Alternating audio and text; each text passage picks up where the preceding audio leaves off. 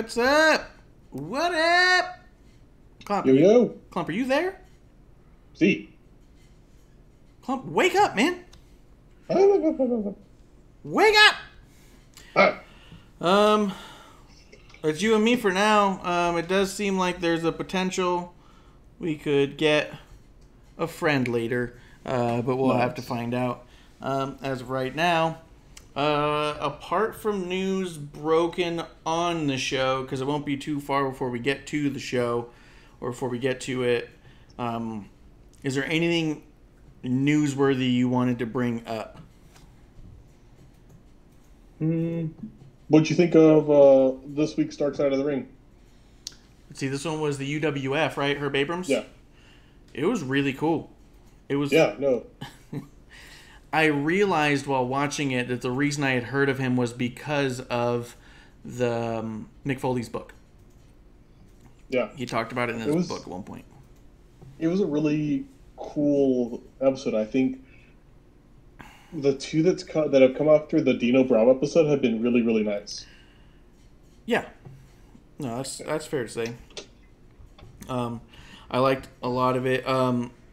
Before watching it, I was able to listen to the Not Sam Roberts podcast, and he had the two guys who make it on, and they talked a lot about the story and a few things that they didn't really get talked about on the chat itself, or on the show itself.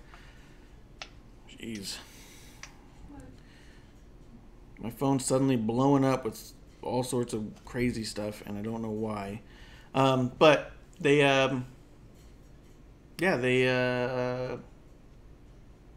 I don't know, did they touch ground on it that when you fold over the belt it says F you to Vince? They did, right? Yeah. I thought that was really funny. Bold move. Oh, one thing they did bring up in the podcast they did not bring up on the show was Jericho, because he hosted it. He, obviously said a bunch of stuff to them, and one of the things they brought up was when he made his debut, it was in the same venue. It was the Reseda Hall or whatever, where the Beach Bash was. And apparently when he walked in to do that, he was kind of like, oh my God, this is where Beach Bash was. And was kind of like geeking out over it. Apart from that, yeah, I liked it. I think they've been doing a really good job. I'm really excited to see where they go with the season. I know it's going to end on Owen Hart, and that's kind of nuts to me. Do you know which one's next? I don't. Let me... I thought the next one was on a heart. Is the next one the last one? Let me find out. All right. So I'm going to run through real quick some NXT stuff. Unless, was there anything else that happened newsworthy necessarily? Aside from what we're going to cover in the shows? No. Let's jump into it. All right, so let's blow through a couple of things here. If anybody's in the chat, you're not letting me know. What's up? So the episode that'll be today is going to be the last ride of the Road Warriors. Oh, that's right. The Road Warriors' last run, I think. So I'm curious to know if this is their last run. Like, is this when Hawk was playing the alcoholic gimmick on WWE TV or not? Like, that's what I'm wondering. Yes, or maybe it'll be both that, and then going into when Animal comes back with Heidenreich. Because I would love to hear Animal, and I'd love to hear the perspective of Draws and Heidenreich. Yeah, and we do know they got Draws because he made that appearance in the Brawl for All one. I don't know, and I think it'd be interesting to hear the perspective of John Laurinaitis. But I don't think they're going to get him because WWE. Yeah, he's still active, so I don't see that happening either. As far as I know, he wasn't part of any of the let-goes that we saw, so no reason to suspect otherwise. So that'll be good. That'll be really good. Let's see. NXT, there was only a couple things I really thought were worth bringing up. Gargano's new character with Candice LeRae. I do like the all heart and no soul. I do think that's funny. But I don't know. I'm just not buying into him, and I'm having a hard time caring about Gargano after watching him lose so much for so long. I've not seen him win anything important almost ever. So, and then he basically, like he literally cheated to beat Ciampa in the last one with the nut punch thing. So it doesn't make me go like, this is the guy now. I kind of maybe they're. I also don't like that Dijakovic had such a hard time with him. Like, I get it. He's that guy with all the heart and stuff, but, like, I don't know. I'm no longer impressed by Dijakovic, who's suddenly from Boston. I thought he was from, like, Serbia. Yeah, and he had that big accent, and then now he's just a Boston guy. Hey, my name's Dom Dijakovic. Yeah, it was just kind of out of nowhere. Let's see, the 205 stuff was good. Chelsea Green was awful. So Karrion Kross made his debut with the big entrance. Everyone's talking about that. What did you think of that entrance, Clump? I loved it. I would like them to continue it on. I don't know if they can because it was just so epic. But I'd like to see that continue.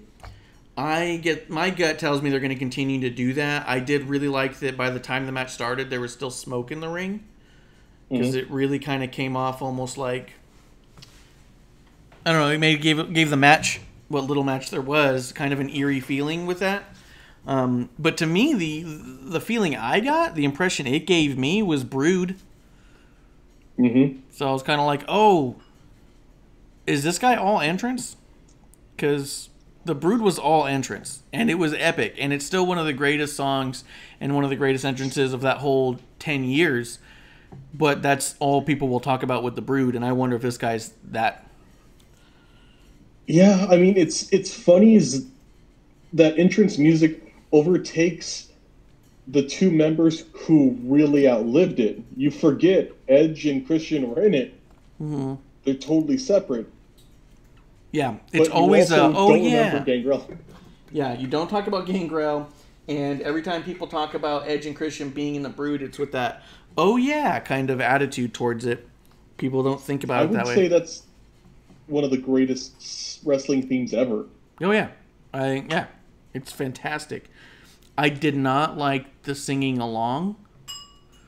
It was kind of okay that she was doing it, and supposedly, I don't know, I wasn't a part of the thing, but supposedly that's her voice on the track. And that's really her singing and saying that stuff, which is cool. But at first, watching that, that sort of took me away from it. I was like not really feeling the fact that she's lip singing that thing, but they're in it and they're doing their thing, and she's running around the ring all weird, and I'm like, okay, that's crazy. That's fine. But then at the end of the match, he starts singing along to the woman's voice. That really moved. Like, I was like, okay, stop. That's enough. I don't want to have a clip of you lip singing to a woman's voice because it's going to be too easy to play back and just be like, look what Cross sounds like. It's like when Minoru Suzuki comes out. He's got such a catchy song.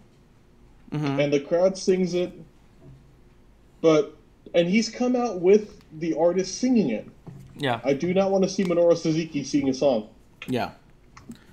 Yeah, I didn't, and I thought also that pulled away from his character. His character came out so strong and scary and crazy, and then at the end of the thing, he's singing along. What the fuck? Because it wasn't like he just screamed "Fall and Pray" in the middle of the song, which would have been cool. He was lip syncing along.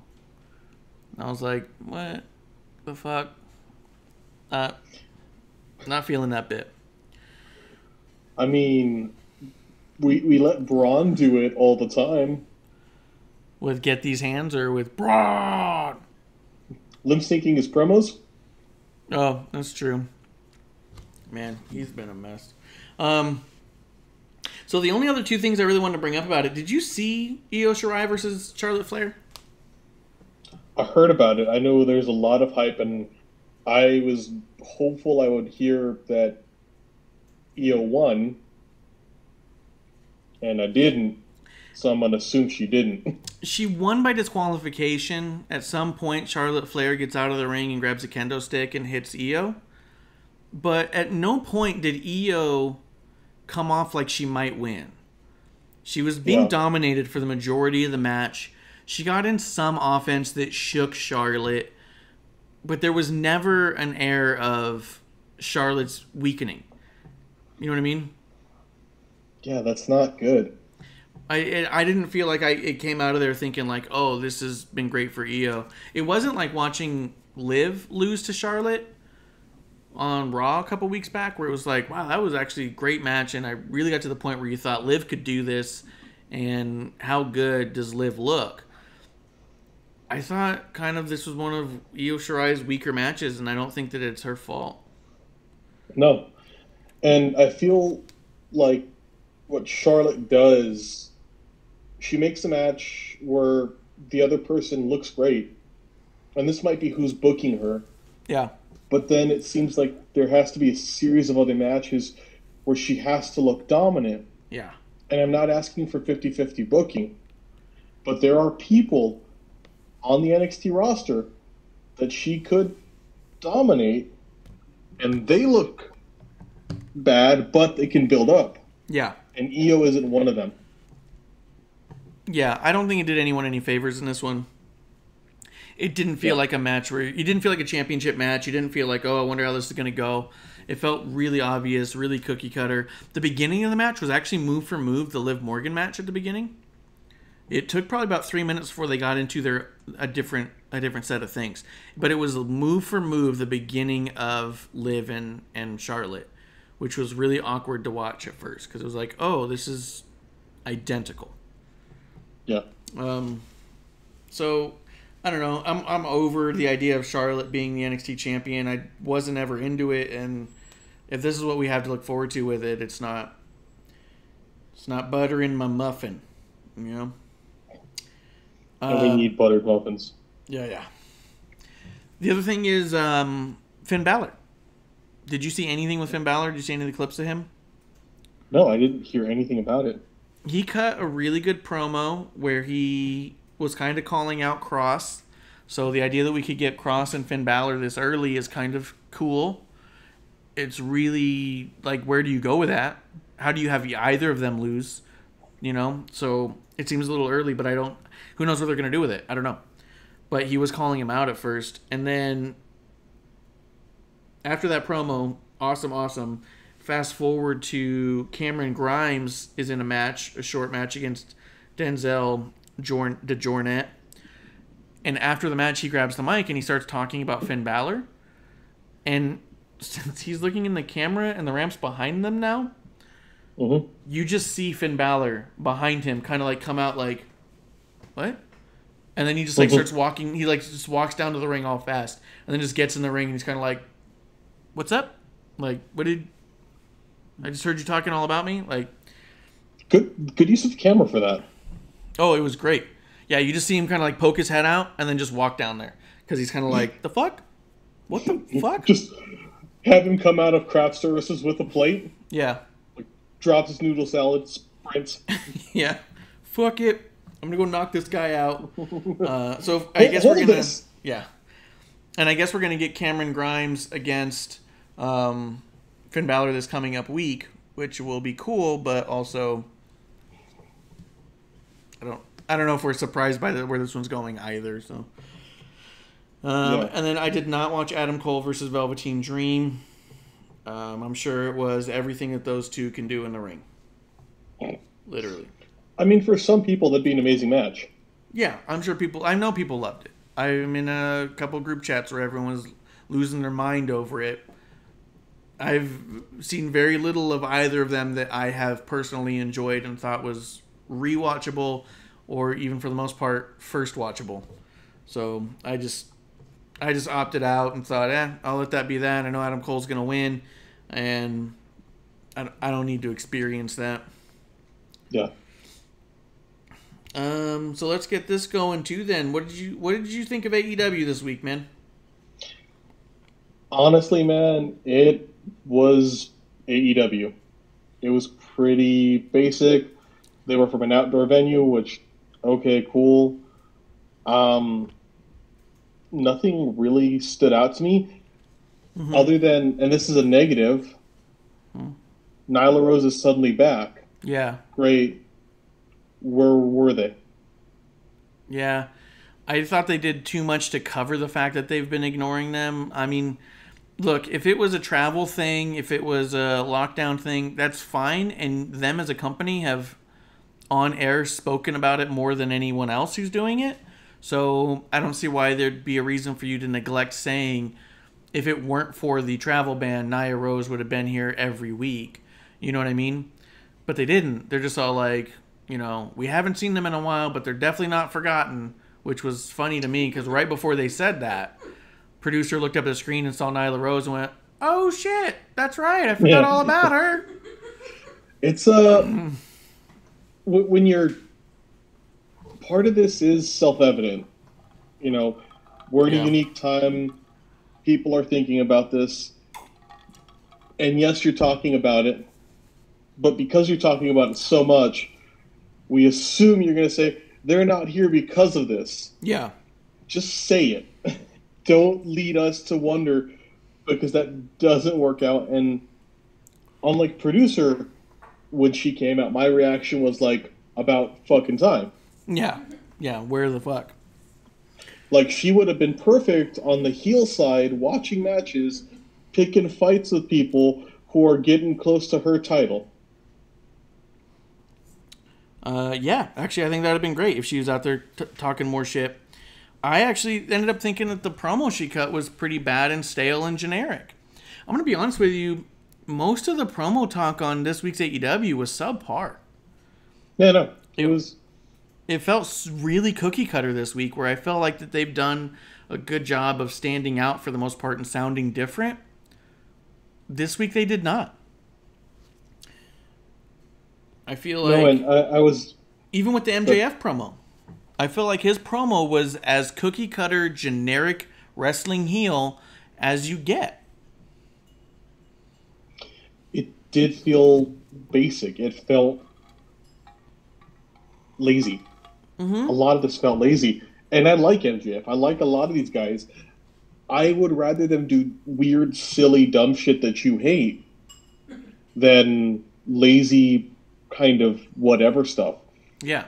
And I feel like maybe what's happening is in some cases, they say, okay, we have these notes we have to hit, which is a classic criticism of how promos have been scripted through WWE.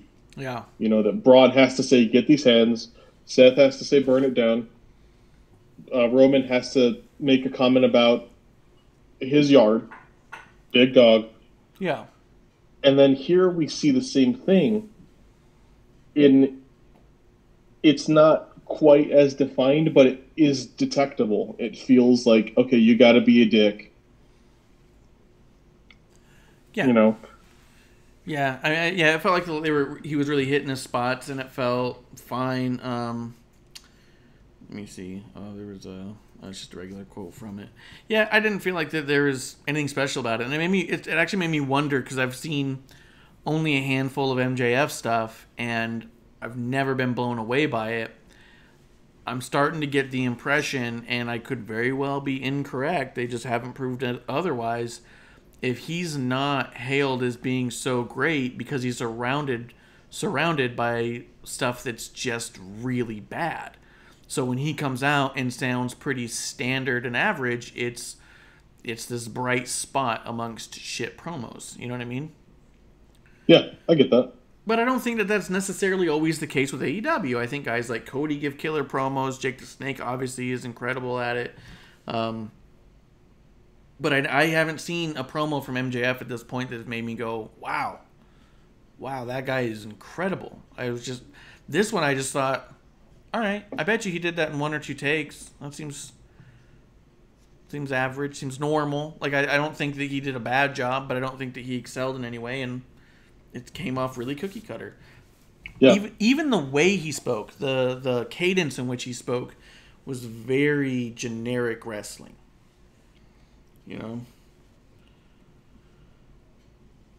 I agree. Like, thinking about it, going back, it was to me the bright spot of a rather hard to watch show. Yeah. And I don't mean it like it was bad, like, oh, I hate this. I mean, it was boring. I kind of wanted to watch Cops. Cops is pretty good. So. Yeah, no, Cops is amazing.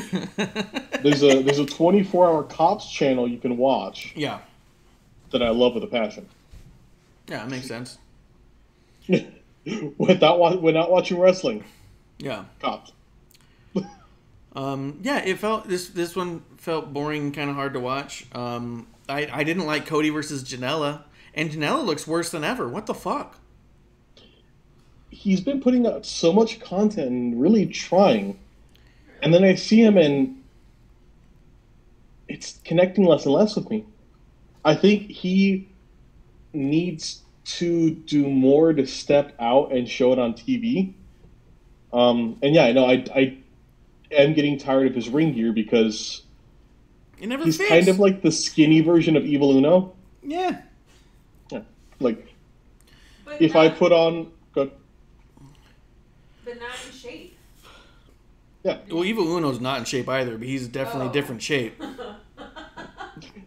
I'm somewhere between them, but it's the same level of like, yeah, you aren't putting much effort in. Yeah, it's one of those. It's that look of you clearly don't work out, but you might be athletic. You know what I mean? Yeah. Which is also weird. Janela looks worse than ever because before he went into quarantine, he was starting to put on some muscle. He was starting to cut down. He was looking kind of good. And I was like, here we go. We're going to get a jacked up Janela because he's got something to prove. And then quarantine hits and he's like, nah, fuck it. The world's going to end. I got to eat it all. Yeah, fuck it. No point. No point.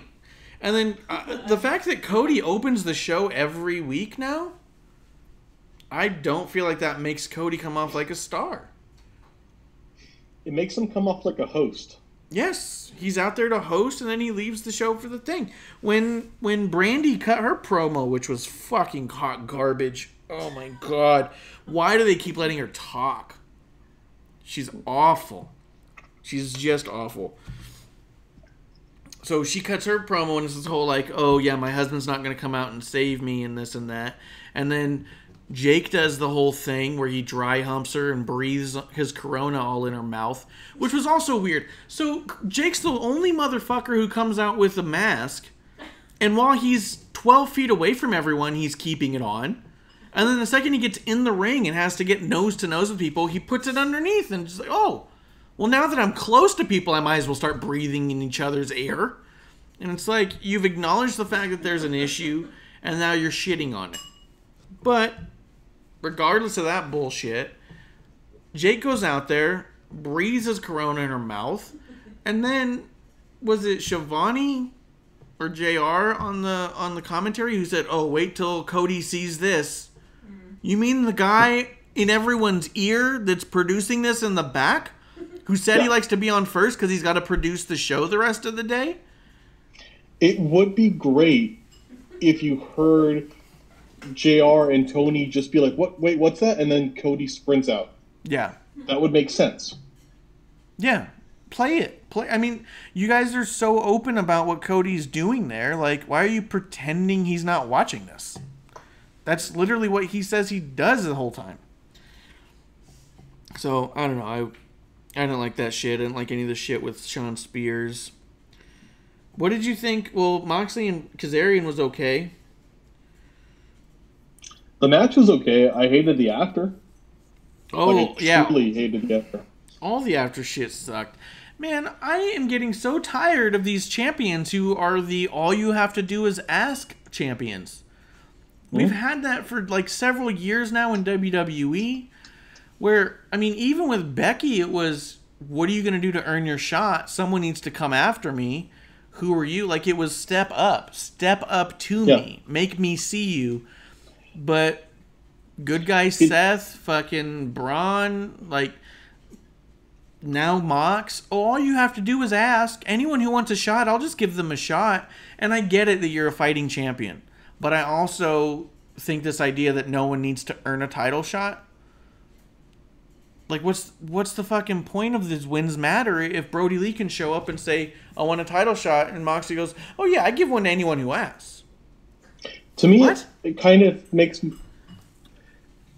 think of it being this weird reflection of like an overly masculine ideal. Yeah. Like, yes, this is the men's division. Yes, the champion is the biggest, meanest motherfucker there. Yes, they have the ultimate prize. And yes, you should be the fighting champ. However, if you're ready to fight everyone at all times, Yeah.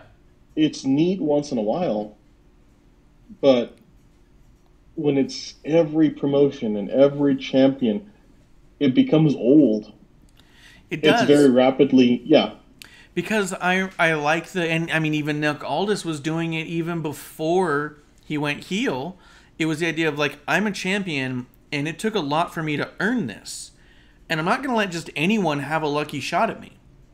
You need to prove that you deserve a title shot. You need to prove that if you beat me, that I can trust this company with you, because me now as the champ am the one who this company is relying on, and I don't take that lightly. But for every champion to be all like, oh yeah, whatever, the title flips around, it's just a thing. If you want a shot, I mean, you can have a shot. I'll defend it, whatever. I don't know who you are, but I'll defend it. It's not a big deal. Like, they're not trying to protect the title from losing it. You know, it's, I'll fight it to the end because no one can beat me. So it's this overly confidence, and it comes off like the title's not as meaningful. You know? And like you Absolutely. said, in every promotion. That's not a strictly AEW thing. But I was sad to see it happen in AEW. Yeah. No, it really is something that's just, I would like something simple to go like back to, and it shouldn't be that something's played out becomes new again, but it is that because all we're doing is repeating the same things. Yeah. Yeah. Yeah, exactly. I don't know.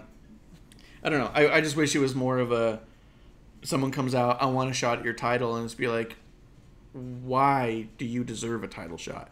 And that's not even a heel perspective. The heels say, no, I'm not defending my title. You can't make me, right? And then you have to make them. But a babyface champion who believes in the prestige of their title doesn't want to lose it, and they know that anyone on any given day can have a lucky day.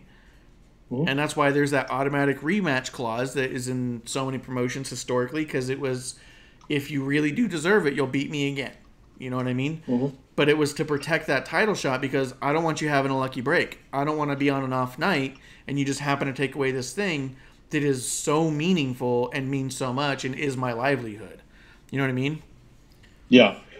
I think, and this would be perfect for AEW as a style of running this. So one of my favorite animes is Afro Samurai. Ugh. And the idea is it's the journey of a person to be considered the greatest fighter. Oh. There's a person who has a token on their head, a bandana that signifies that they're the number 2 fighter. Mm. Everyone wants to be number 2. Because only number 2 can fight number 1. And when you're so focused on wins and losses mattering and saying it, you can develop these really cool stories with like a John Moxley saying, I got this, prove that you deserve it. Yeah. I didn't just walk in here and ask for this. I walked in here and destroyed everyone. Mm-hmm. Are you okay? I'm just hearing a ton of noise over there. What's going on? Ugh. Yeah, I would like to see a champion just who doesn't just willy-nilly, yeah, anyone who wants a shot can have a shot. Get your title shots here. Title shots right here. Title shots here. I wonder, I think when Cena got the title, and this goes all the way back to him getting the U.S. champion, I remember him being this I'll fight anyone person. And as he became the face of the company, he maintained that. His open challenge was a little bit different. He wanted the United States Championship to be something everyone talked about. right? Because no one was talking about it. It was just a low card title that just happens to be on the show. So by him saying, I'm going to have an open challenge, I'm going to wrestle every night and defend this in fantastic matches against anyone who wants a shot, that means something to that title. But he didn't have the same open title challenge for the world title, because you have to earn yourself to the world title. I don't watch every single minute of John Cena. I just didn't. But I don't know that his storylines ever had that wide open, anyone wants a shot gets a shot, other than the idea that he proved on his way up by having hundreds of wins on his way up against everyone who ever came his way, that there would be a reason for him to say, I know I'll fight harder than you, and that's why I'll give you the title shot. You know what I mean? Because I want to give you the opportunity to outdo me, and I know that you can't. You know what I mean? I think... I really want to like AEW every week. I think that Cena's character was able to play through that because he established something along the way. There's no established anything with these titles. So the fact that everyone's just like, yeah, whatever, I want a title shot, you can have it. You're not showing me it's protected. You know what I mean? You're not showing me that it's super important. I just wish that... And it's such a short-lived... I mean, they're not even a year in. They've had a title change, right? Mm-hmm. Which is, not the worst thing, but... Yeah. The other thing that brings to mind to me when you do this champion that's willing to take down everyone and fight everyone, it speaks... To me, it makes me think that the promotion doesn't have full faith in the champion. Yeah. Because if everyone can go for it, we really aren't behind who's got it now. Yeah. Like, especially with Braun. I feel like him in that spot and him saying, I'll fight everyone, is an indication that we're not sure, and if we have someone else we think deserves it, we'll just throw it to them. Also, in a promotion where they constantly are harping that wins and losses matter, to me that means that only the number one contender should be getting the title shot. End of story. If they matter, you don't get to just challenge for the title and just say, okay. They only matter because you are the number one ranked slot beneath the champion, so that's who gets the title shot. And the only way you get a title shot is by winning, because wins and losses matter. By having someone come out and just say, I want a title match after beating 3 lousy nobodies, and then him saying, yeah, you can have one, you're not ranked number one. Why do you get one? Because wins and losses don't matter in this case? They either matter or they don't. Well, then they will use that he's undefeated. However, there is a qualitative measure to this that you need to put in. Or if you don't, and it all matters just based on numbers, then why isn't every single person in the promotion, every heel, picking the shittiest of shitty jobbers to fight? Yeah, why not? If all it was is a numbers thing. Was it Kevlar bringing that up to me before, or maybe it was even you or somebody in the chat, but it was the idea where I was getting upset saying, like, this person's got like 3-1 versus someone else who's got like 2-0, and the 2-0 is ahead of the one with the 3-1. And the idea was like, but it wasn't about just strictly that you won, it's about who you won against. And that's how rankings work in all sports, I guess. Like in college football and stuff, if you beat someone who's a higher seed than you, your ranking doesn't go up by 1, it goes up by several. Because you beat that team. So, yeah, I mean, at that point, like you said, if I can just challenge him and get a title shot, why do I care if I win at all? If he's just giving him out. No, I agree with it. I think thinking of the idea of not being sure of your champions, that does make sense to me too, because so many people that have had these belts of late, I don't see as a champion. What were you doing? What the hell? Sorry, like on my end, I could hear myself talk. Oh. And it's making me like stutter, like because I'm like hearing myself. Ugh, I can't stand that, dude. I'm gonna try and mute my mic, so I can't hear myself. Oh, okay. But then oh god damn it, I can't. Then I can't hear you. We'll deal with it. That's awful. Nah, there's nothing I can do for you. It's just terrible. It's a shame we don't start earlier to test some of this stuff out. Welcome to the Wrestling on the Rocks, where every show is like our first show. You got me, Ref Marsh. You got at the Clump. He's not at the Clump. He's at Crybaby Clump. We got at WOTR Episode the 1. show. Episode 1. Welcome. Episode 1. We've been doing this all year. Episode 1. All year. Episode 1. Why are you saying it like that? What do you mean? Because that's just how I talk. Like with such aggression. Yeah. That's not how you talk. Yeah. You know what sets our show apart from every other show? It's not professional. Ruthless aggression. It's not. No? We do not embody that. No. Okay, so it what sets our show apart is pointless aggression. Impotent rage. Yes.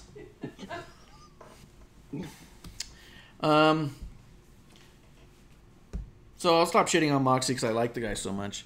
Although his promo last week where it said "call your grandmother," I was like, I'm glad that he thinks that none of this shit is hokey. It's just so weird to me. It doesn't. The thing is it's so clear every time Moxley talks and does something. It's not that he doesn't like silly shit and he doesn't like hokey shit. He just doesn't like other people's hokey shit. He just wants it to be his own hokey shit. That's all. Which is fine. I get that. Just make sure you say it that way. You know? So overall, Yeah. show. There's one more segment in that show. What did you Oh, think? wait, can I throw one other Yeah, thing? Get it. Get it. I get that both of these guys are big guys that came from WWE, and having them immediately be put together, Yeah. like when they did it with Jericho and Moxley, Yep. just tells me all you give a shit about is the name value of somebody coming from WWE. Yes. And to me, it undermines everything and makes us feel real fucking mid-card. Yes. If you have a guy who, yes, was very popular, fight someone else who was very popular. Hold on. Cool. You didn't have two very popular people in this one. No, I'm talking about Jericho Moxley first. Oh, okay, yeah. It's like, oh, cool, this is a big supercard moment. That's awesome. But then if it's a guy who's very popular, Yeah. immediately going to a feud with somebody who had a gimmick, Never got their and then footing. somebody who had an even less of a gimmick time. Yeah. But the connection is their prior employer. It's not good. The Shield and the Wyatt family had a bit of a feud for a minute, didn't they? Like a sneeze. Yeah. Like- I want to say that this sounds fucked up. One of the comics, I was reading the WWE comics. One of those talks about Shield versus Bray, and I was all like, "Oh, okay." I don't remember ever seeing clips of it or anything. I just remember reading about it in a comic book once. I mean, it could have been a cool feud, but the Shield Could've was so new, and as time's gone on, I think we realized about half of the Wyatt family was pretty fucking useless at the time. Yeah, it was the ambiance of them all, Mm-hmm. to be honest. I agree. I think it also kind of it undermines the whole the heavyweight title when you have a dude who was mid card and never quite got his footing in WWE come in a shitty JCPenney suit that's not tailored very well to him and say I'd like a title shot, please, and then the champion goes, yeah, I don't see why not. It undervalues all of it. Mm-hmm. Brody's done very little to prove himself in AEW, and it's not that I don't think he can. He just flat out hasn't, and I wish that he would. You know what I mean? We're getting to there too fast. And if this is some stupid, this is it. It's all these. This is the problem with wrestlers running the show, and not someone with direction in mind. Because now you have your friend come over from that place you guys used to hang out at, and it's, oh yeah, man, I never got anywhere near the world title. Well, shit, let's just get you on the world title out here then. I can't give it to you right now, but there's no reason to say you haven't had a world title shot. Let's make that happen. Oh, that would be great, man. Then I can say I did it. No, it's not that important yet. It's more important that you get over. You know what I mean? Yeah. Make me care that you have a title shot. Mm-hmm. And make me think that you have a shot. You know what I mean? Yeah. Sorry. If you can get over, if you can build up this struggling stable and then go for it, awesome. Mm-hmm. But going for it immediately, while I do see you losing everything, building yourself up as maybe working, I also know that that's not going to happen with Brody Lee. It's not how it works. No, I don't think so. Yeah. I feel like the way that they book this. So when we listen to podcasts and we hear JR and we hear Pritchard and everyone talk about, well, they have all these writers that don't know shit about wrestling. I feel like right now you need some writers that don't know shit about wrestling but know a little bit about building a story. Yes. Because while WWE at times may be hokey and silly and dumb and may push a story that you hate on and on and on, they do it consistently. Yeah. And they don't have to run it up against your main title belt. Rusev and Lana at no point got anywhere near that goddamn title. Yeah. But it got airtime. Got airtime. And hell, it even closed out the show a few times. But it didn't go anywhere near that title. And I think that means something too. I do agree with that. What did you think of the four-way at the end? Not four-way, tag match. Sounds like, I mean, it was kind of like a four-way circle jerk, I'm going to be honest. Yeah, it was a four-way street fight tag match in AEW. That's just a no DQ tornado tag match. Okay, yawn first. Sorry. You shitting me right now, dude? No. You got to stay hype. Pointless aggression. Yeah. If you're just joining us. Yeah. Not only is every show our first show, but every show's right after Clump wakes up.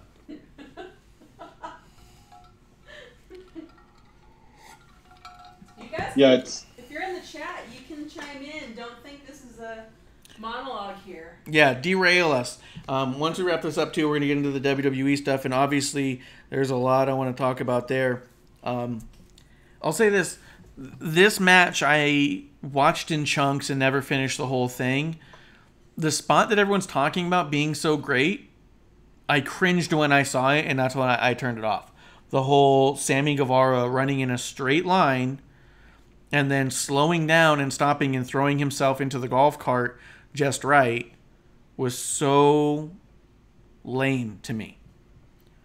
I like the picture that they have, that they turned into a meme, but I can't forget about the dumb look that it was where Guevara just...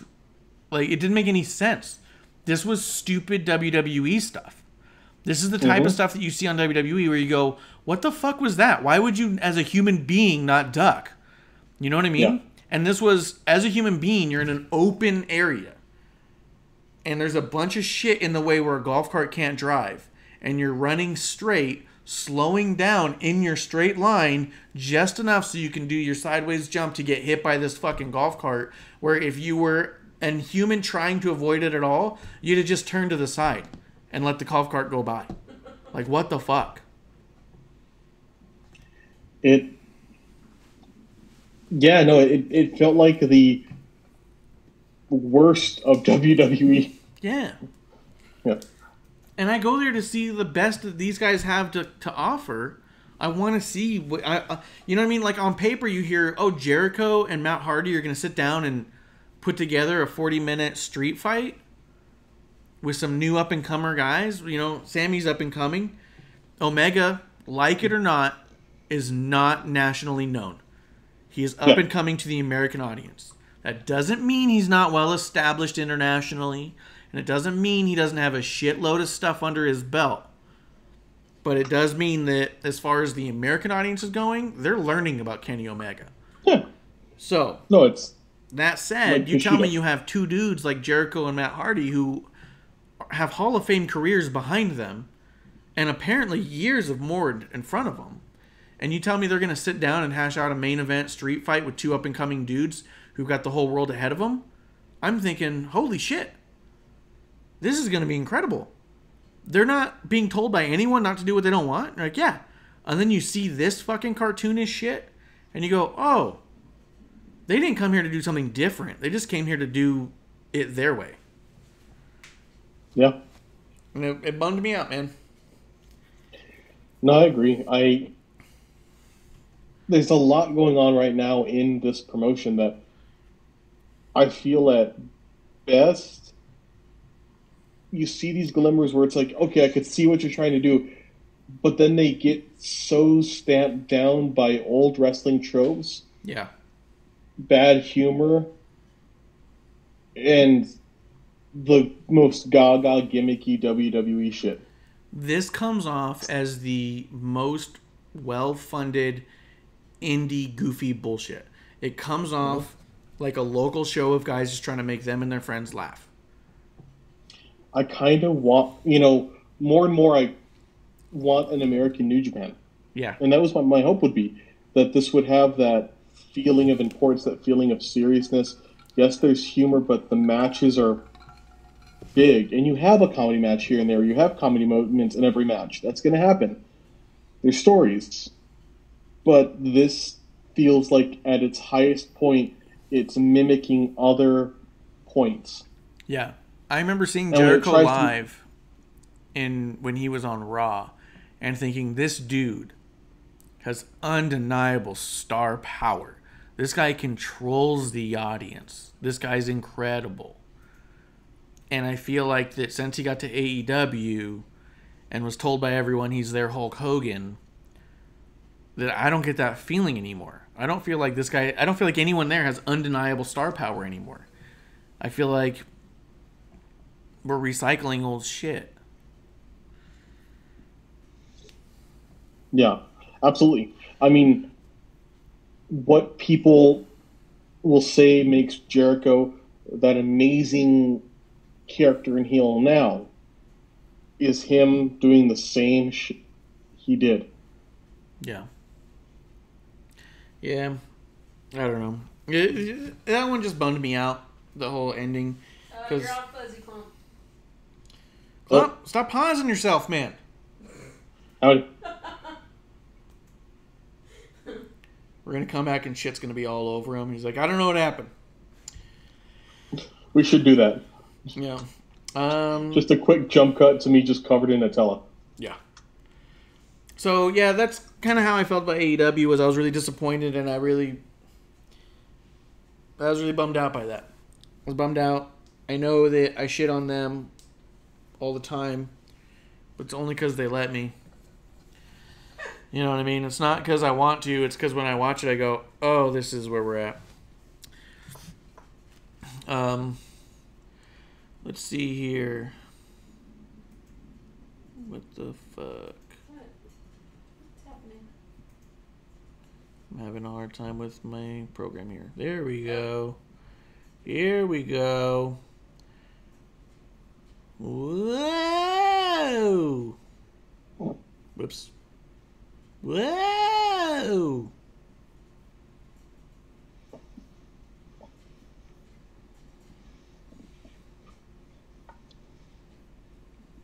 Let's see. But I mean, it's also interesting just to see that you, who's been so high on AEW for so long, is getting to the point where you're getting tired of some of it. So we'll see how it goes. I'm excited to see what they do with the new talent that's out there. There's clearly people going there. Mm-hmm. It's just weird. It's this weird like excitement with low expectations at this point. Yeah. Like it feels like kids struggling in an honors class going to the lower like history class. Yeah. And you're like, yeah, you can be creative and do what you want, and then they just like coast. Yeah. Do whatever you want. Well, I'm gonna do it this way. Are you sure? Because that looks awful. Yeah. No, this is what I want. Let's see here. What do we got going on here? What's this? Whoa! Caller number 9? Caller number 9, you made it! All right, did I win? You won. What you won? Missing all the talk about AEW. That's what you win. Oh fuck yeah! I got to go into that. He's like, get up. I did it! I did it! I can sleep happy tonight. Yeah. So we talked about NXT. We talked about AEW. Was there anything else you wanted to say on AEW's part, Clump? Positively, no. Is there anything else you wanted to say to wrap a bow on it? Quit relying on the old rehash shit from your competitor and build your own people up. You have people who are over. I know that we're having issues with staffing and, this is a really unique, challenging time. But you have people standing around the fucking ring who every week only get to stand around the ring. Put them in matches.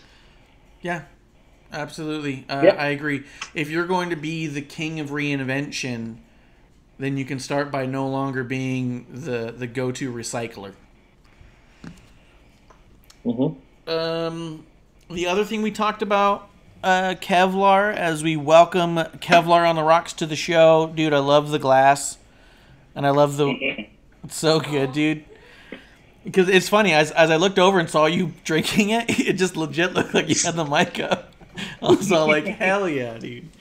You did such a good job with that one. Dude, you were just talking like this the whole time? Yeah. So, the other thing we mentioned was Dark Side of the Ring. Have you checked out any of it? No, I've been wanting to, just busy. It's all right. It's all right. I just didn't want you to have to not have the opportunity to chime in on it if there was something you had to say about it. This week was the Steiner Brothers, right? No, the Road Warriors. That's right, Road Warriors. Yeah, that'll be cool. And you did not watch NXT, is that correct? I did not. Perfect. That brings us to SmackDown. SmackDown Live. Did you guys watch it, or? Yeah, that I did see. I told you no. Oh, Clump's out. Kevlar's in. Tag. Just in time. What do you think of SmackDown on whole? It was pretty good. I don't remember much of it, truthfully. Yeah, there was only a few things I thought were worth really bringing up. I do think Sandy and Sonya and Mandy was a little sooner one-on-one than I expected, but it's clear to see that's not over yet. And so I am excited to see where that goes because I thought they actually did a really good job. Other big thing on there, Jeff Hardy. Jeez. That seems unnecessary. I'm trying to get it to not double repeat myself and Kevin. Okay. You're like the loudest person that we have. Yeah, you could mute yourself before doing that. Her audio just went in red. Yeah. Christ. The other thing, Kevlar, was Jeff Hardy's return. What do you think of that? I like it. I mean, I'm a huge fan of Jeff Hardy. But I just don't know where they're going with it. It's kind of weird. It does seem really weird. I don't know what this Sheamus Jeff thing and where do we go from here. Because I know that Jeff Hardy was saying on Backstage that he wants to have a title run one last time. Maybe two last times. But I don't know where you go with Sheamus on this one. Yeah. And it feels a little recycled with him, too. It feels like that every time he comes back, we get the same younger but been there guy for a while who says, hey, your demons get the better of you, you're washed up, go home. And then he goes ahead and he gets to win a couple matches, and then we get back to, well, what's happening now? Yeah. So it feels a little rehashed even just with different players. What do you think of Bray and Braun? I mean, I liked that Braun showed character. Yes. Like, personality, I should say. But outside of that, it's like, eh. I think that Braun's still having a hard time when you're going toe to toe with Bray Wyatt on the mic and in acting. Like, good fucking luck, dude. You got to step up. And I don't think that Braun has stepped up into that. I do think that it was really good the moment that Bray had. He goes, I'm going to get that belt, you know, or whatever. And then, and like you said, then Braun was given the opportunity to show a little bit of personality and be like, I'm not just going to say that because you think I'm going to say it. But you're also kind of like, well, yeah, because that's all you ever say, dude. Yeah, that's the one thing you have to say each time. Yeah, you've made sure that it's sometimes the only thing you say. You're so afraid to say anything else. This is your moment now to stop being so fucking afraid of saying something else and just say it. You know? Yeah. Because at the end of the day, you're not getting booed out of the building, dude. Just get comfortable. Yeah, I'm waiting for Braun to have a moment from Sandlot and actually have quite extensive vocabulary and go off on it. Oh, yeah. Or what was that from Little Rascals? The quiet guy? Yeah, Little Rascals, not Sandlot, yeah. Oh, no, there was that one kid who didn't speak. Yeah, but still. It was yeah would speak from Little Rascals, or Sandlot. Wouldn't speak from Little Rascals. Yeah.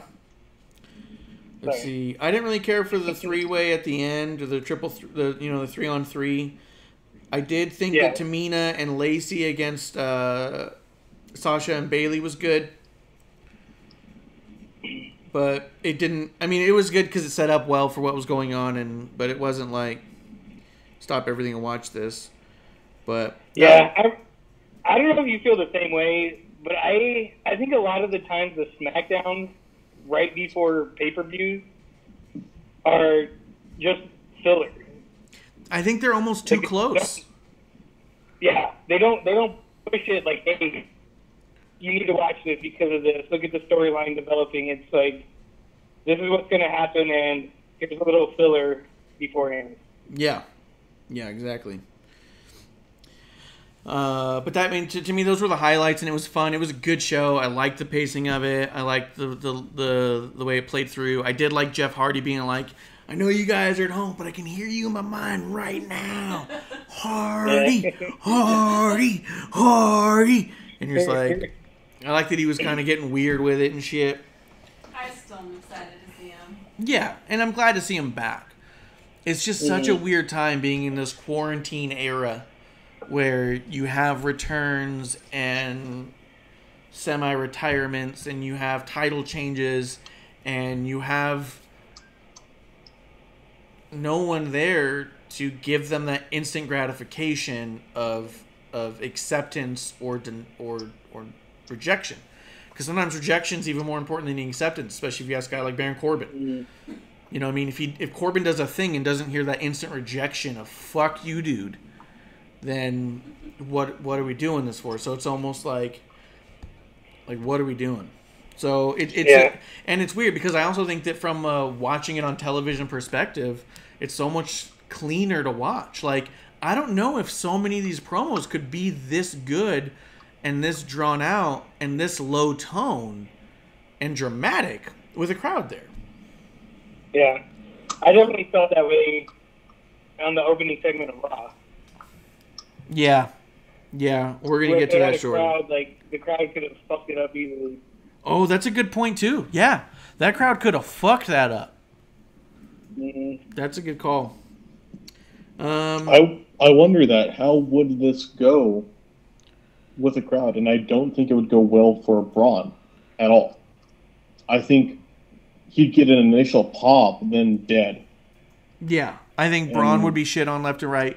But like Kevlar was just saying, that Monday Night Raw, that opening segment, which we're going to get to here, that could have been shit on pretty hard because it was a little pussyfooting around. It was a little hesitant to say the thing, so it could have easily been, the crowd could have shit on it.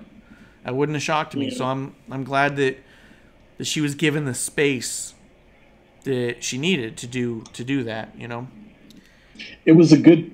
We'll get into it. We will. Let's hit Money in the Bank. Money, money, money, Woo. money. Brock Hardy. Also, Kevlar, you missed it earlier, but we decided the thing that sets our show apart from other shows is pointless aggression. So you might hear that from time to time now. Wasn't that just the Street Profits? Oh God! Everything. Yeah. Actually, I was gonna make a John Cena drawing with it, but now there's no point. You're right. What'd you guys think of Money in the Bank? So kickoff show had Jeff Hardy and Cesaro, which seemed out of place as far as like why are they having a fight, but it was a good match.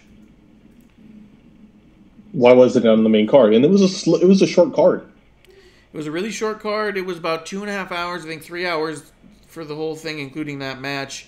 Not a long show at all, which was kind of nice in some regards. And it did leave me a little bit feeling like I could have had more. I didn't feel like that was enough or too much. I felt like, I could have had just a bit more, So I think that's probably the good place to stop. Let's see. Anything you guys want to say about the tag championship match? I liked it. I like that New Day retained. Me too. I like the New Day. I think those guys are onto something. I think I was nervous this was going to be a god-awful match because it was so many people doing so much, and I didn't know why the Lucha House Party was in it. It felt weird. Yeah. But I think all things considered, it came out good, with the exception of I think you could tell very early on who was going to get the pin and win it. Yeah. Because every time E was in the ring until the very end, he was getting his ass beat. Like, no offense. It was, like, just over the top, like, wow, is he crippled? What? Why'd you say it like that? Okay, wow, is he handicapped? Whoa! Jesus. Does he have accessibility needs? Yeah. You're like, did he have little wonky legs? Yeah. He does. Ultras. You're not making this better, Chloe. This is a fun way to get in trouble. Yeah. I'm gonna ask you what you're drinking there. You wanna share with, the bottle's over there. I don't have it near me. Okay. I actually didn't watch the kickoff show. Were you I gonna missed that. say it? I don't know the name of it. You're calling me out, telling me I have to tell you what I'm drinking. The bottle's across in the kitchen, and then you're like, "We'll say the name of the bottle you can't see." Hey Kevlar, what's in your glass? Dos Equis. Wow, that's the most interesting beer in the world. Yeah. Well, you just I wanted to stray away from Corona. Yeah, I was going to see if someone's going to make a Corona joke. What I'm having is Hercules Mulligan Rum and Rye. It's rum, rye whiskey, ginger, and bitters. I got this from the old Flavier subscription pack. I've been enjoying it as of late, but it took a while to get into the concept of what Flavier really is. But this bottle is awesome. I could probably drink... I drank almost the whole thing in one sitting, actually, playing D&D the other night. And then also, like, this will be good for the show. This is a good one for the show. But it's fantastic. I would definitely, suggest it to anybody, really. So if Hercules and Mulligan, if you're listening, if you're watching, which, I mean, why wouldn't you? Go ahead, send us a dozen bottles, and I will drink all of them on or off the air. It's your call. In one sitting. One sitting, not a big deal. I'll do it. On the other hand, if you'd like to tell me to never show this bottle near my face again, I'll take pictures of it near other things, and then I'll accept the cease and desist willingly. You had it in the barrel. The barrel that Yeah, it's what's in the barrel over here. Do you see what I'm doing? Kevlar? hooked us up. I can't see anything. Oh, because the camera is facing the other way? I'm using that barrel that you gave us.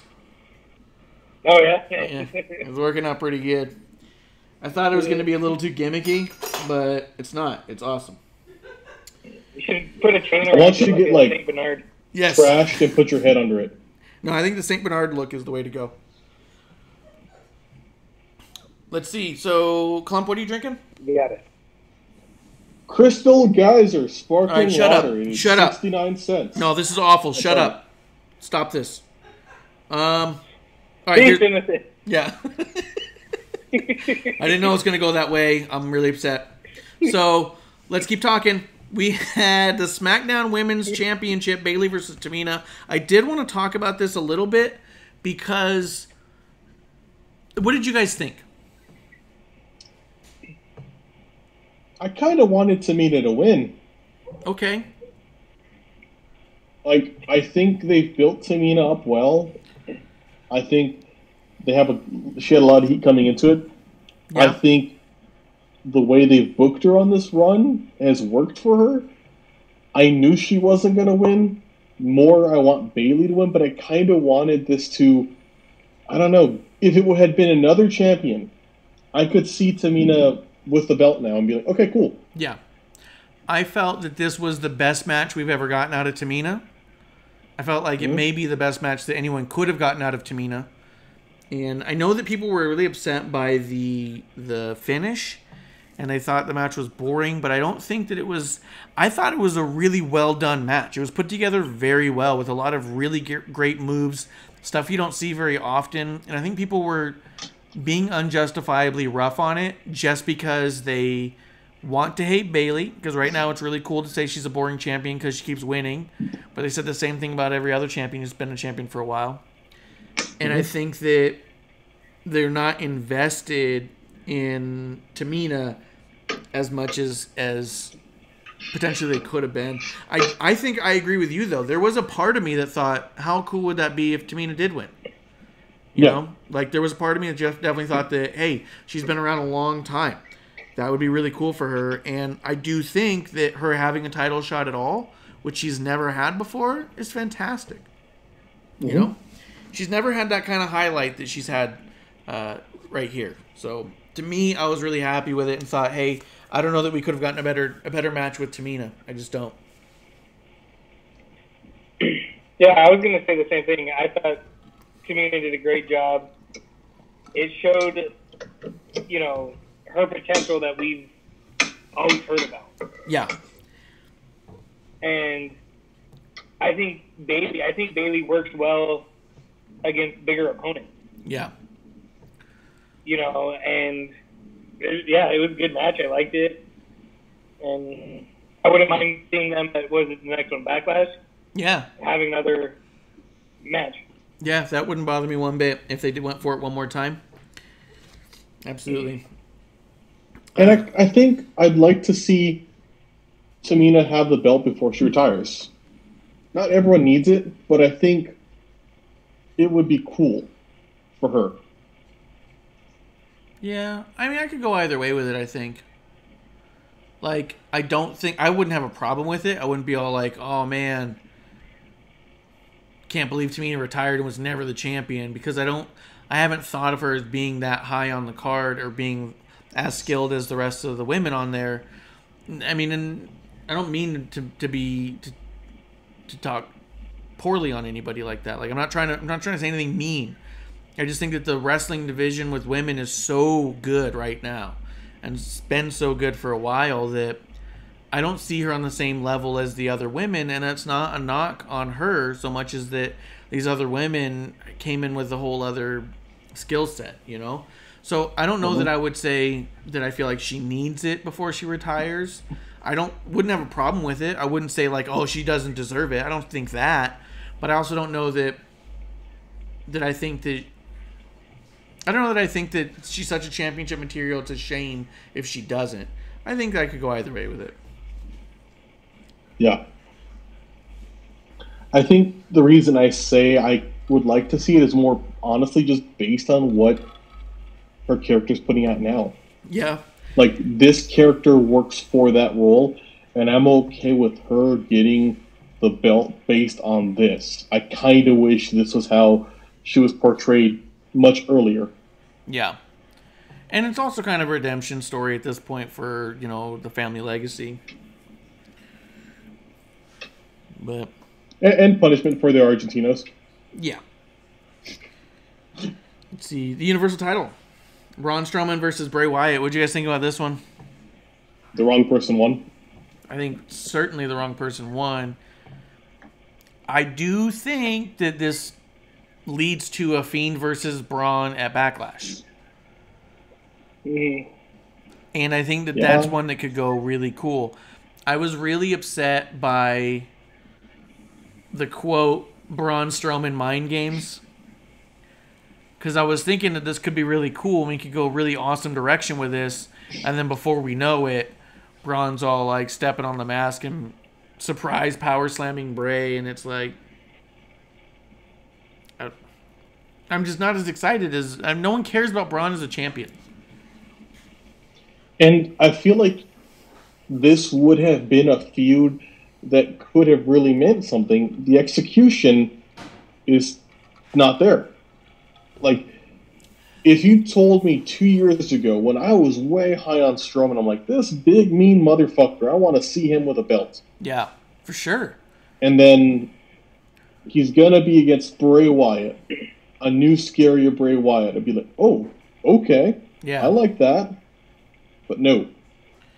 Yeah, I think we said that a couple years back, didn't we, Kevlar? That we couldn't believe they hadn't put the belt on him at any point? Yeah, I mean, I was never high on Strowman, but he's just a big dude, a big force. Yeah, it would have been easy to see him as a champion. Yeah. But I just don't know if they know where they're going with this. Yeah. Well, because the rumors that I've read with WrestleMania that, you know, this should all be Roman. Oh. So they just kept playing through with Strowman? Yeah. I mean, they really didn't change direction. Oh. That's my take, at least. It's not impossible to believe by any means. I think that if that's true, I could see Roman going further with the title than I want Braun Strowman to go with it. But I also think that there's a lot of really cool shit you could do with Braun if you take this a different direction and say, hey, we're not going to play through. We're gonna shift gears here. If you had Bray and Braun join forces, I was halfway expecting after the loss for the ring to open up and the Fiend, while Bray was still in the ring, like have Fiend come out and drag Braun under. You know what I mean? Yeah. Just because I think that you could have this enforcer for the Funhouse.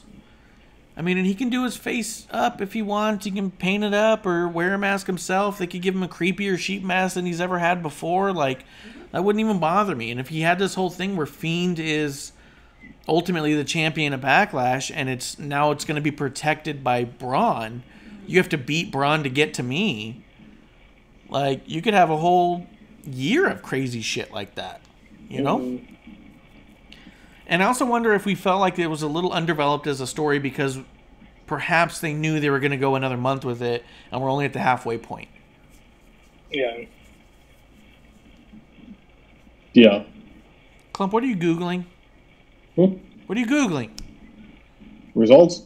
Oh, my God. Wow. Put your Googler away. Okay. Some of us watched it all, so. Hey. Yeah, so I felt the same way that Strowman shouldn't have won it. I'm not excited to him as a champion. I don't like even seeing him beat regular Bray. But I really liked the way that Bray played out the whole match. I thought Bray was brilliant in this match. I think in this case, too, having Strowman beat Bray, part of me is like, so does, like, the Fiend have to be present to win? Is this like the Demon where it's just going to be like, okay, yeah, he's going to lose, but it's going to come back. Well, when Bray he beat gets big, Miz. spooky mask. Regular Bray beat Miz. Yeah, but, I mean, a bag of potatoes can beat Miz. But Miz beats Roman every time they have a match. A bag of potatoes can beat Roman. Coronavirus beat Roman. I'm hanging up on Clump. I'm hanging up. Yeah. Too far, Clump. Too far. You're saying coronavirus is a bag of potatoes? My ass. Have we found out? Yeah, do we know it's not a bag of potatoes? Do we, though? Right. Also, I'm not saying it's a bad thing. If Roman could be beat by coronavirus, yeah, he should stay home. I agree. Are you saying that means that Roman will lose to Baron Corbin? No, they're on different Have we shows now. seen Baron Corbin beat a bag of potatoes? But the whole thing about crown is it means crown. Ooh. Maybe it's going. Maybe it's this is all Baron Corbin going in for himself. Ooh, heel move of the year. Mm-hmm. Corbin unleashing Corona. Magical Corbin. That's some heel shit right there. This is all me. It was all me, Roman. Hey, what'd you guys think of Drew versus Seth? I barely watched any of it, man. I could not give a shit less. Yeah, that was me. That was why I think Cesaro and Jeff Hardy really could have been on the pay-per-view, because this really felt like a piss break after being upset. Yeah. Now here's the deal too, is that I couldn't be happier with Seth Rollins right now. I think Seth Rollins' character right now is absolutely incredible, and I think that the change he made with it on Monday was absolutely fantastic. I think we're seeing the best Seth that I've seen in years. This is my favorite version of Seth I think I've ever seen, and I don't think that his in-ring work is compromised at all. I think he's at the top of his game. He's incredible. And yet I care so little about Drew as a champion, and I know that he's being booked the way that he is, that I couldn't bring myself to give a shit enough to watch Seth Rollins, who I think may be one of the best in the world, for fucking 20 minutes. I was just like, fuck it. Why would I watch this? Yeah. No, it did feel like I could forgive someone for thinking, wait, this is the match that's happening? Yeah. Because it was so weirdly booked. And then why would you care? I mean, if you're a huge Drew fan, yeah, I get it, but I also wonder who's a huge Drew fan. Because even if you were a fan of Drew Galloway, even if you liked Drew in NXT, this doesn't... I struggle to find this as a big positive. It comes like it's such a smug piece of shit. Mm-hmm. Yeah, I feel the same way. Like, I was excited for Drew. I liked him. And then it just instantly became stale. Kind of like Strowman. Yeah. Strowman and Drew as champions are just, Soto you left out for the night and went flat. Yeah. I think a year ago, Drew McIntyre, I was like, this dude should be on top. But at the same time, that was when Seth was on top. Mm-hmm. And Seth was the most boring babyface champion. And so I wanted a heel Seth to come take that away. Or a heel Drew to come take that away from a boring babyface Seth. Now you have the reverse, where you have a smug, boring Drew McIntyre face and the most compelling Seth. And you're like, yeah, flip the title back. You guys keep doing it backwards, man. Mm-hmm. Well, that's what I was going to say, is I would like Drew to be a heel. Yeah. But... And to be quite honest, I don't understand how he's not a heel with the way that he talks. Dude, his fucking promo was pissing me the fuck off. The way that he keeps going, like, let me say a couple of things. You know what? No. I'm going to say this. Number one. The fact that he's always like, number one. And then he's trying to, like, count down through his fucking points he wants to hit. Here's the things that I want to say. Number one. I'm like, shut the fuck up, dude. It's Drew's top 10 list. It's his fucking top 10. And the fucking, even before this, when on Raw, when he was talking to Seth about when they were doing the contract signing, he's like, Seth, let me give you some advice. And I was like, hold the fucking phone. Who the fuck are you to give Seth Rollins advice? Dude who barely beat Brock Lesnar one time, trying to give this guy who's got more championships than you can count, and beat Brock more times than you have, more decisively, and now you're going to say, hey, Seth, you need advice from me? The guy who's been top of the card for fucking 8 years? You who just showed up and seem to be kind of on a fluky rise right now? Maybe you'll have longevity, but trying to give Seth advice right now? Like, dude, go fuck yourself. Yeah, no,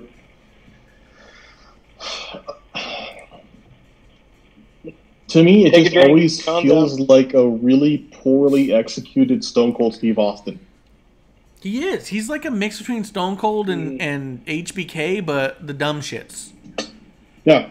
Like, none of the good stuff about either one of them. It's like Stone Cold and HBK written by a dick. Yeah. Like, written by a person who's like, yeah, they're really cool because they're assholes. It's like somebody who likes Wolf of Wall Street for Leonardo DiCaprio's character. It's like, yeah, he's a hero. Yeah, that guy's my hero. And then that guy sits down to write a script and goes, oh, I'm like Stone Cold. I'll show them. You know what I mean? God. Dude, he needs to lose that fucking title. What did you guys think of Money in the Bank? Like at a Longhorn Steakhouse. Yes. Just fucking straight up lose it. What did you guys think of the Money Money in the Bank? I can't find it. Yeah. I literally misplaced it. And you know what? The prep cook at Longhorn Steakhouse, at this point, bigger argument to have a title right now. Mm-hmm. So, what did you guys think of Money in the Bank? The ladder match itself. I really like doing them both at the same time. I think that worked out really well. I loved this hokey shit so much. This was the best episode of Being the Elite or All Elite Wrestling I've ever seen. Yeah. This because they know how to execute it. Yeah. WWE. I thought watching. Good. WWE at its hokey best is the best at hokey. I do think that it felt a little bit, by the end of it, I felt a little bit like I had just been watching Saturday morning cartoons.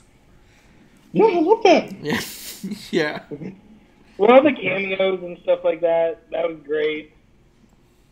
I just didn't, to me, I didn't like how little Asuka was in it at the beginning. And how weak they made AJ look. AJ looked a little weird.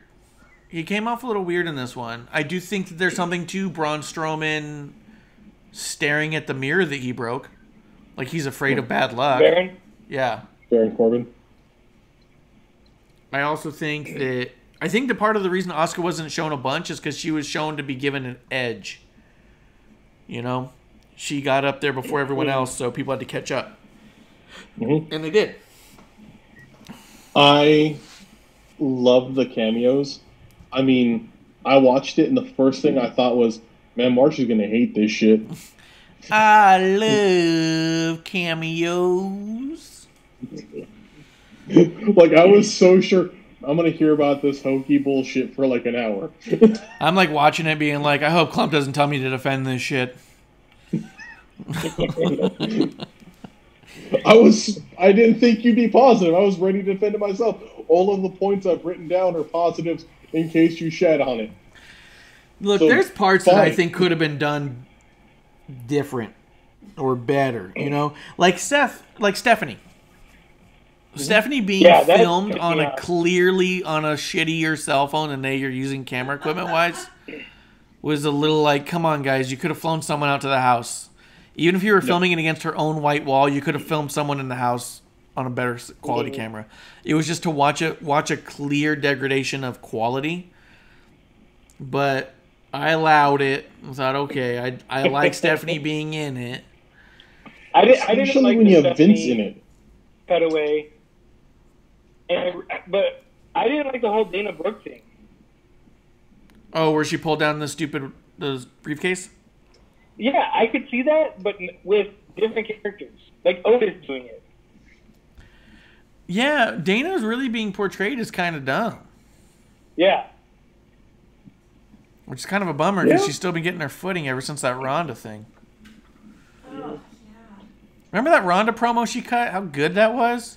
And we're like, this is it.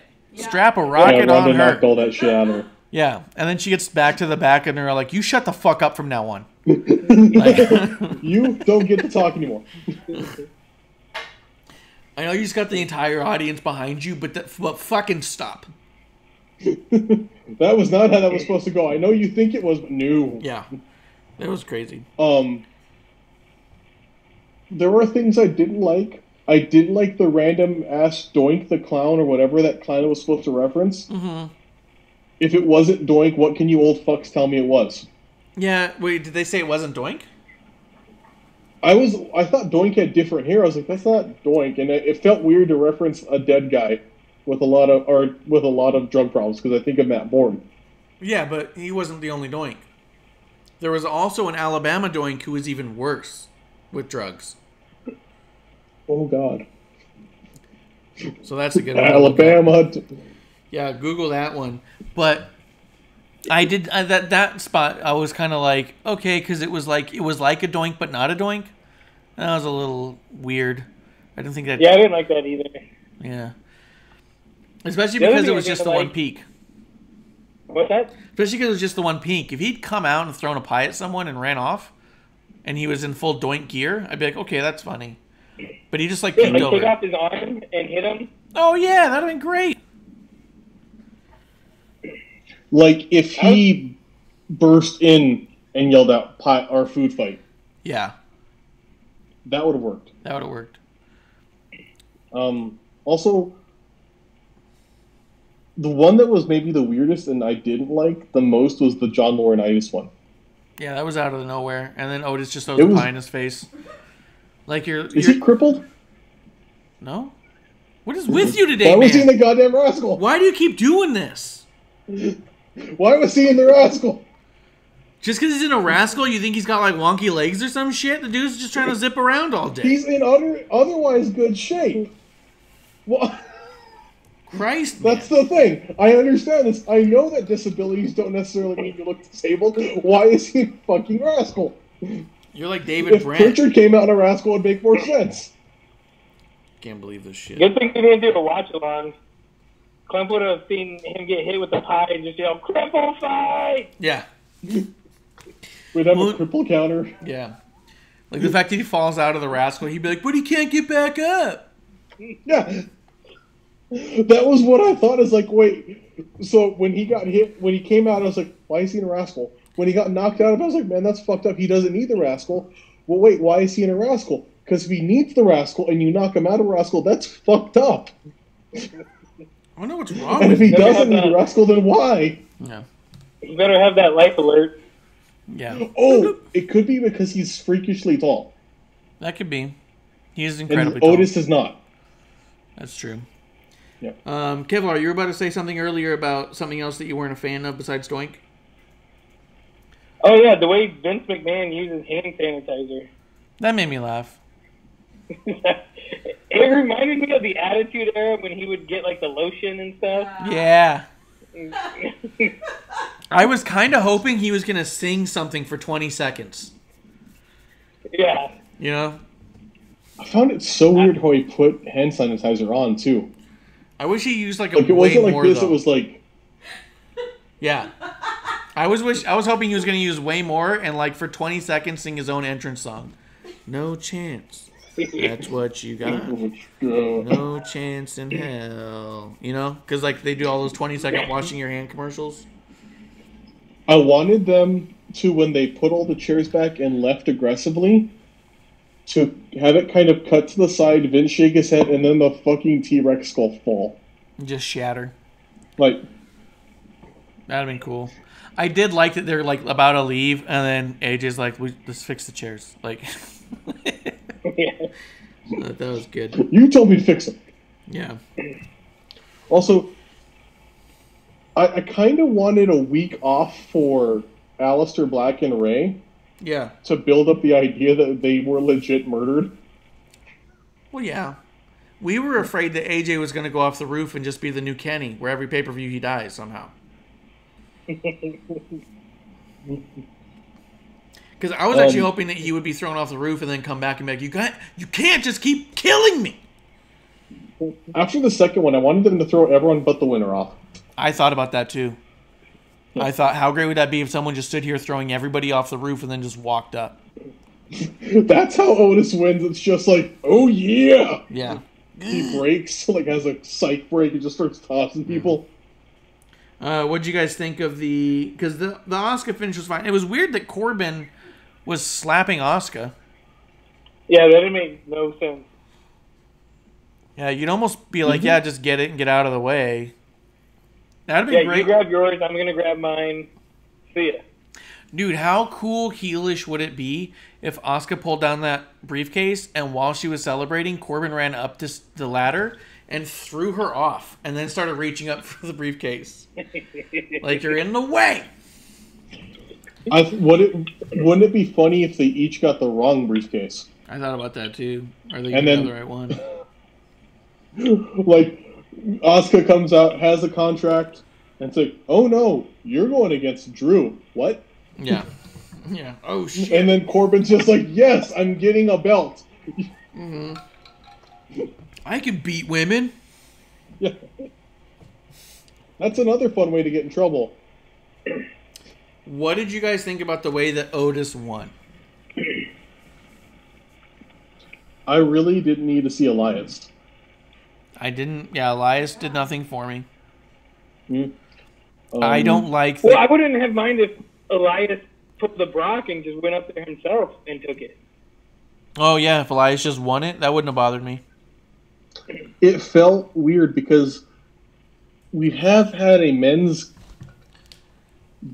Money in the Bank where that gimmick of accidentally getting the suitcase happened, and it was done better.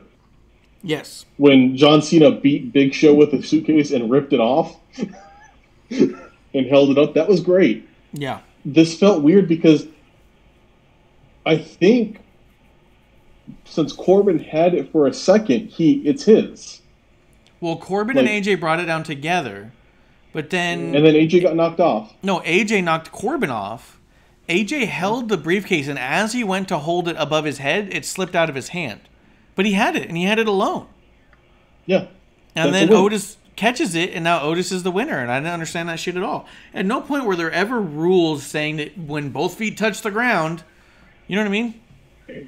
I mean, there was another spot that... Good. I was going to say, I think it was pretty close to being simultaneous, Baron, losing grip, and then AJ dropping it. You thought it was close? I felt like it was a couple beats. Yeah. I mean, I'd have to go back and watch, but I felt like, oh, so AJ's the winner. Oh, wait, he dropped it. Like, I felt like that's how my mind went. Yeah. Well, as soon as Otis won, I felt like it was wasted. Yeah. And to me, truthfully, both of them. Because Asuka didn't need it, but in hindsight, it's like, all right, cool, I can understand what they do with it. Yeah. But when Asuka won, I was like, what the fuck? It was like when Braun won. Yeah. Yeah. Like, stupid. And then because I kept, as soon as he won, I was just like, oh, like, I'm gonna just kick my dog. And I was just thinking about it, and I think Mandy's gonna screw him out of the briefcase. You think Mandy's gonna screw it up? Not screw it up. I don't mean screw him out of it, but take it and Dolph cashes in, or herself cashes in. Huh. Yeah. I know I've heard a lot of people say that they think that Otis is going to give the briefcase to Mandy. But I don't know how I feel about that. But at the same time, I think I agree it's completely wasted because where the fuck do you go from here that matters? Do we really think we're going to see Otis versus Braun and anyone's going to be excited about that? You know?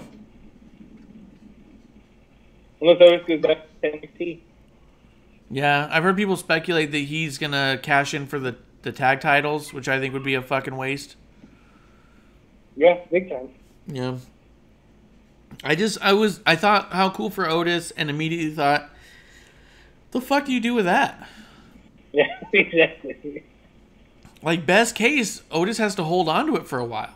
Because him against Braun is not interesting. No one gives a shit. And you've got Braun being this fucking babyface. The best you have is, I think that if I'm booking it, the best I got is that Braun either loses it to Bray, loses the title to Bray, or Braun becomes part of the Wyatt Funhouse and becomes evil.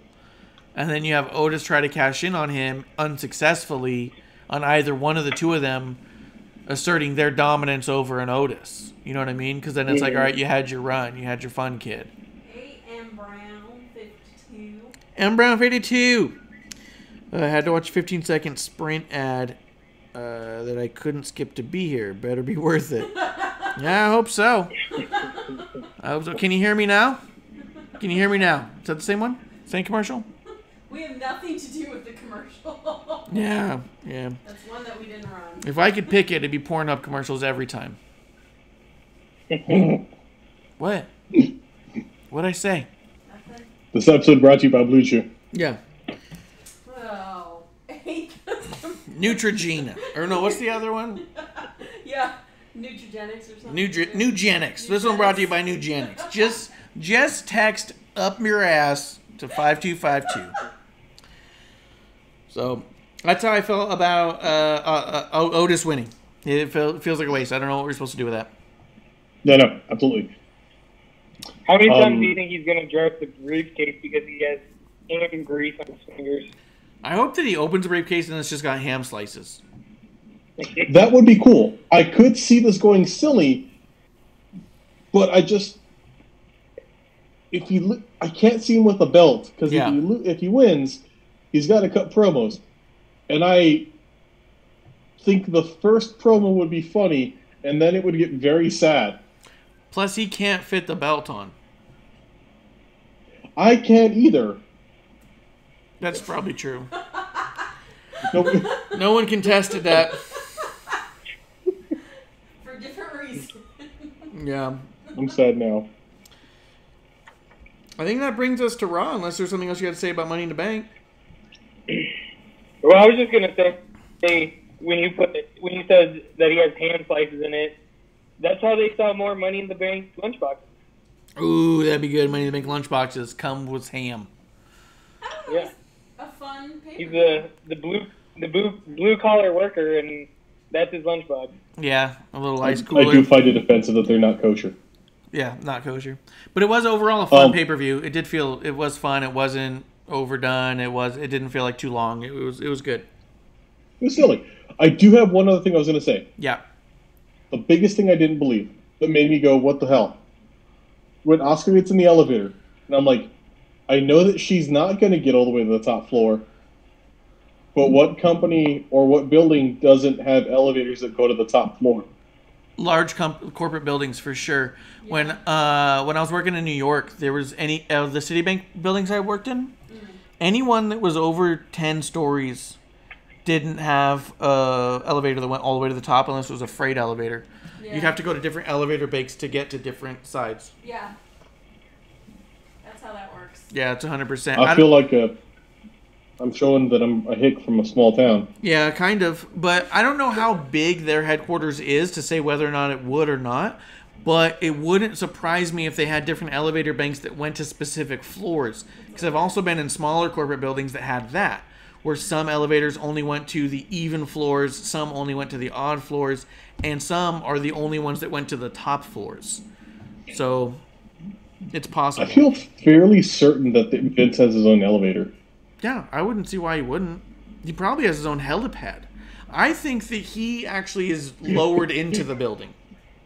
It is the only reason there isn't a helipad is his. It is his helipad. Yeah. I feel like this conversation with Vince would be, yes, it's all mine. It's my fucking building. Yeah. Or remember Family Matters? Did you guys watch that show? Yes. Remember how Steve Urkel had the transport pads? No. You don't remember towards the end he was able to teleport on these pads? Kinda. I think Vince would invest in that. What do you mean teleport between Urkel and Steve? Or that was a different box he had. He had a transformation box as well as a teleport box for sure. Oh, okay. We're gonna have to research this a little bit more. Maybe we'll do a Family Matters watch along for the last season. So, what'd you guys think of Monday Night Raw? Let's get into it. A little sad. Yeah. It was kind of nuts. There was all these rumors going around saying that, Becky's got a major announcement and maybe she's pregnant, and my phone's blowing up. People asking me, is she pregnant? Is she pregnant? And I was kind of like, I don't know. My gut kind of says no, but maybe. Yeah. There's no reason to flat out say not possible. I mean, obviously it's possible. I think if she weren't, that'd be one shitty ass way to get her off TV. Oh, as far as is she or is she not, I 100%, yes, she's pregnant. Going into the show, people were saying, do you think she's going to announce she's pregnant? And I said, I don't think so, but maybe. I think that there's no part of my being that thinks she is not actually pregnant. This is not a work. She's pregnant and she is leaving the business as of right now for an undetermined amount of time. And there's too much emotions and reactions to be a work. They're not too good. It's not a work. Yeah. I confidently will tell you it is not a work, and I don't think that's. I don't think that I would want to entertain the conversation people are having about whether it is or isn't. I'm just flat out saying this is not a work. She's pregnant. I don't think that there's a point to entertain any other conversation right now. And my only question is how far along is she? Yeah, I mean that was a big question too. Did she find out immediately after WrestleMania? Was she like? I mean, you just never know with that kind of stuff because you don't usually make that announcement super early. A lot of it was taped a week before. Exactly. So it was taped like a week or two before Mania even was. When did she find out? And in relation to that, and at the same time, also, I mean, I don't know humans perfectly, but I wouldn't be shocked to find out someone maybe missed a period and didn't say anything or think anything of it and go to do the thing they go to do all the time, and then they missed a second one and thought, okay, maybe this is a problem. You know what I mean? Like, yeah, it's a little hard to say. Well, see, my thing is that there's a lot of women that get, pregnant, and they tell you kind of don't, tell everyone basically. Yeah. Because the first trimester is when a lot of miscarriages happen. Exactly. Mm-hmm. We talked about that too, and I'm glad you bring it up because I was thinking about it too. Most people won't make that announcement unless they're pretty certain. They're pretty far through part of it. Mm-hmm. But she's also in a different world than most people are. Most people aren't actively wrestling when they find out these things, and maybe you have to play it a little more close to the chest and or maybe a little less close to the chest, and maybe a little bit more open, because probably it's more dangerous now to wrestle than ever. No, exactly, but I also think you fake an injury until you're certain. Well, she hasn't been on since Mania. Yeah, but that's what I'm saying is that, to me, she almost has to be certain that, everything's going good to announce it to the world. Yeah. Especially being a celebrity the way she is. Because if anything happens, God forbid, that's going to be that much rougher. Yeah, it's going to be even harder. Yeah. I said, fake an injury for a while and then come out and say, hey, this is it. I see what you mean. What were you going to say, Clump?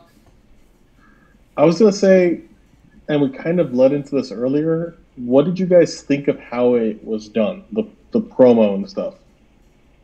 I thought that was the way to do it. I don't know how else. To me, that was the way you do it that isn't sensationalized. That isn't Miz and Maurice coming out and making a huge deal of it and we're here to let the world know. This was the most honest I think it could have been and felt like, because I wouldn't be shocked to find out that Asuka knew she was about to receive the title, but my gut tells me she didn't know that either. But yeah, I think hers surprised, because she immediately was like, I'm happy, I'm happy for you, and broke character. Oh, what I mean, so what I was saying was that I think that there's a possibility Asuka knew going out there she was about to be given the world title. I don't think she knew for even a fraction of a second that Becky is pregnant. Mm-hmm. You know what I mean? I think that there's possibility she may have known she was getting the title tonight, but I don't know that even that part's true, because she seemed kind of surprised about I'm the champion? You know what I mean? And I don't mean to discredit Asuka. I think that there's a good possibility that Asuka knew and performed that part so good that we are confident she did not know. But I don't want to discredit her and say that, like, she's not good enough to make it seem like I would know if she knew. She's probably good enough to where I wouldn't know if she knew. But at the same time, my heart tells me that the honesty and the genuineness that seemed to be in her face, that I don't feel like she knew. And whether that's true or not, I guess it really doesn't matter. I felt like Asuka was finding out for the first time that she's suddenly a champion. And then she came out to find out not only is she champion, but one of her best friends is also going to be a mother. And I think we saw a lot of that emotion play out from both sides. And it was, I don't know how you do it better. I don't know how you do it more honestly. I don't know how it would have. I don't know how it would have gone in front of a live crowd, because I think it was very well structured and very poetic. Mm-hmm. But part of me feels like in front of a live crowd, throwing it at the very end like they did, it's a great TV moment. It's a great, like, Game of Thrones moment to say, I'm this. But it felt a bit weird to me. I don't know how you could have done it better. Yeah. Because I feel like if you said, I'm relinquishing this because of this, and talked about it, it could be good, but I don't know if it would have the impact of how it came out. Yeah, I don't know that it could have been better with the crowd, for sure. Because I think that, like you said, for her to say, you go be a warrior, I'm going to go be a mother, it was quiet. And Asuka's quiet moment of, mother? And then she goes, really? Like, that would have been washed out. You wouldn't have heard that. Yeah, big time. We would have had Corey Graves being like, did she just say she's going to be a mother? Yeah. You know what I mean? Like, we would have had the commentators trying to get across what we couldn't hear because the crowd's been chanting Becky this whole time, or booing that she's losing the title or something like that. You know what I mean? Like, Producer, yeah. I like that it was just let the women talk. Yeah. That it wasn't like, oh, let's bring in all the male outside, like, announcers and stuff like Yeah. that. They had the men sit out. They had the announcers kind of sit out and just said, give Becky and Asuka their chance. Which I saw Carmella, she went live on Instagram today with Corey. Yeah. And Corey was like, well, and also Rollins, congratulations. And Carmella's like, oh yeah, congratulations to Rollins. And I'm like, okay, yes, but at the same time, his career isn't being upended. I can't, I understand, there's two parents. Yeah, only one of them has to completely get out of the game. It's a different conversation. There's a different sacrifice he will be making moving forward, and it is nowhere near close to the sacrifice she is making at this moment. Yeah. Like, we're talking about someone who was just in billions and has been going to movie premieres and has been getting a lot of buzz. It was signed on to Marvel. She was signed on to be in a Marvel movie, and now what does that look like? Is it the same? Is it better? Is it different? Is it not? I don't know. Here was someone with a lot of Hollywood buzz and someone who had more star power in the industry than her gender has ever seen in that industry at all, bar none. She elevated the industry's ability to look at women's wrestling. So for her to have to step away for an indefinite amount of time is not the same as Seth Rollins going to miss the first steps of his son or daughter. Yeah. You know what I mean? Yeah. It's a different sacrifice. She's walking away from an awful fucking lot. Everything. Yeah. But we don't know if she's that's one thing I was going to say. Do you think Seth should have been out there too? I don't know, man. I mean... I don't think so.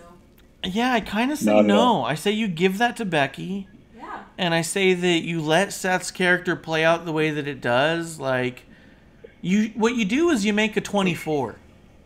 You film the backstage and you put that out on the network later. You see the Seth crying in the back later. But for right now, for my TV, you let Seth come out disheveled and weird. I didn't like that. I felt like he just heard the news is what I was laughing the whole time. I felt like the timing of that played out kind of poorly, but... Because I don't think... I think it played out very poorly. Yeah. I thought it was funny. Especially for the little promo that him and Ray had.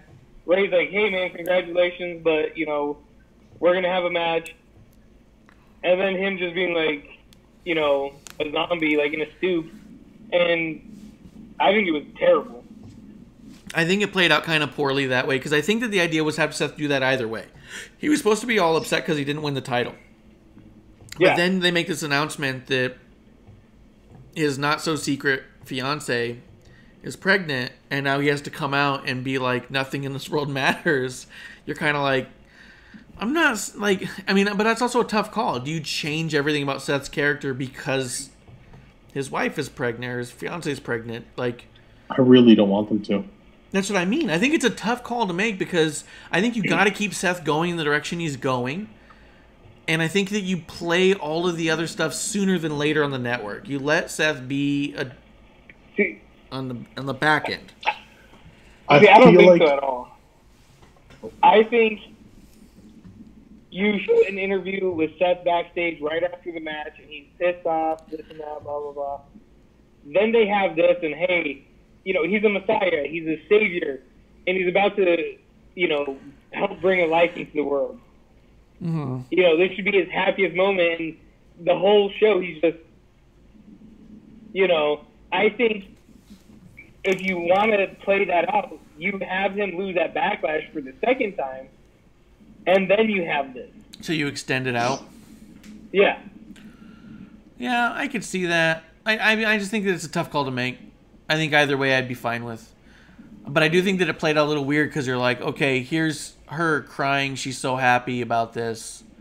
And here's him, Al Bundy, hair disheveled. Yeah. And, like, I don't know what the point is.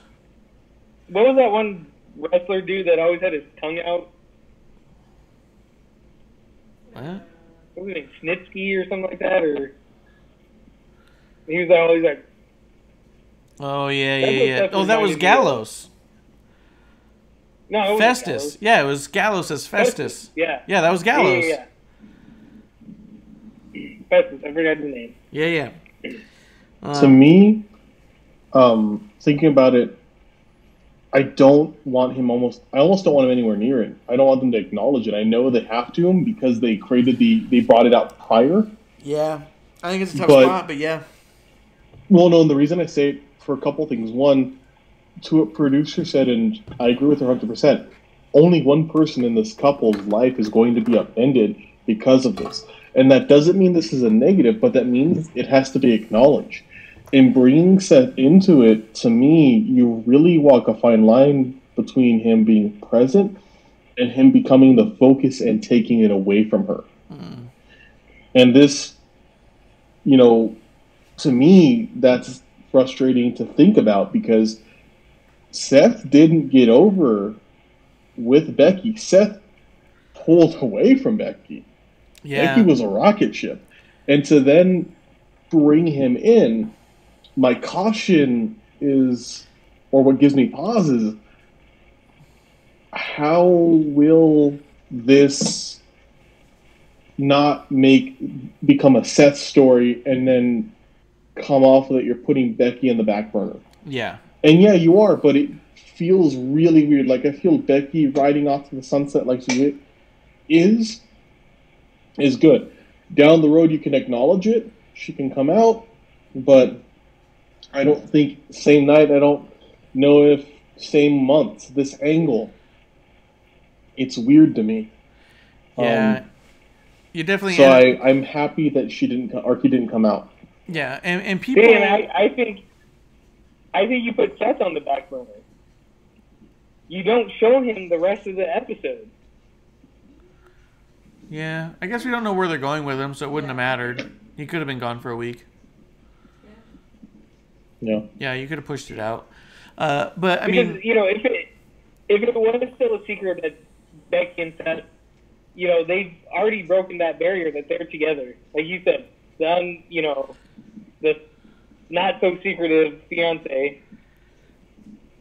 Like, give them their moment and stuff like that. Like I said, I just, when I found out I was going to be a dad, I didn't just sit there and be like, blank slate the whole time. Because to me, with Corey and all the other commentators saying, oh, he's acting this way because he lost the championship, life is happening. Like, that trumps you didn't win the championship.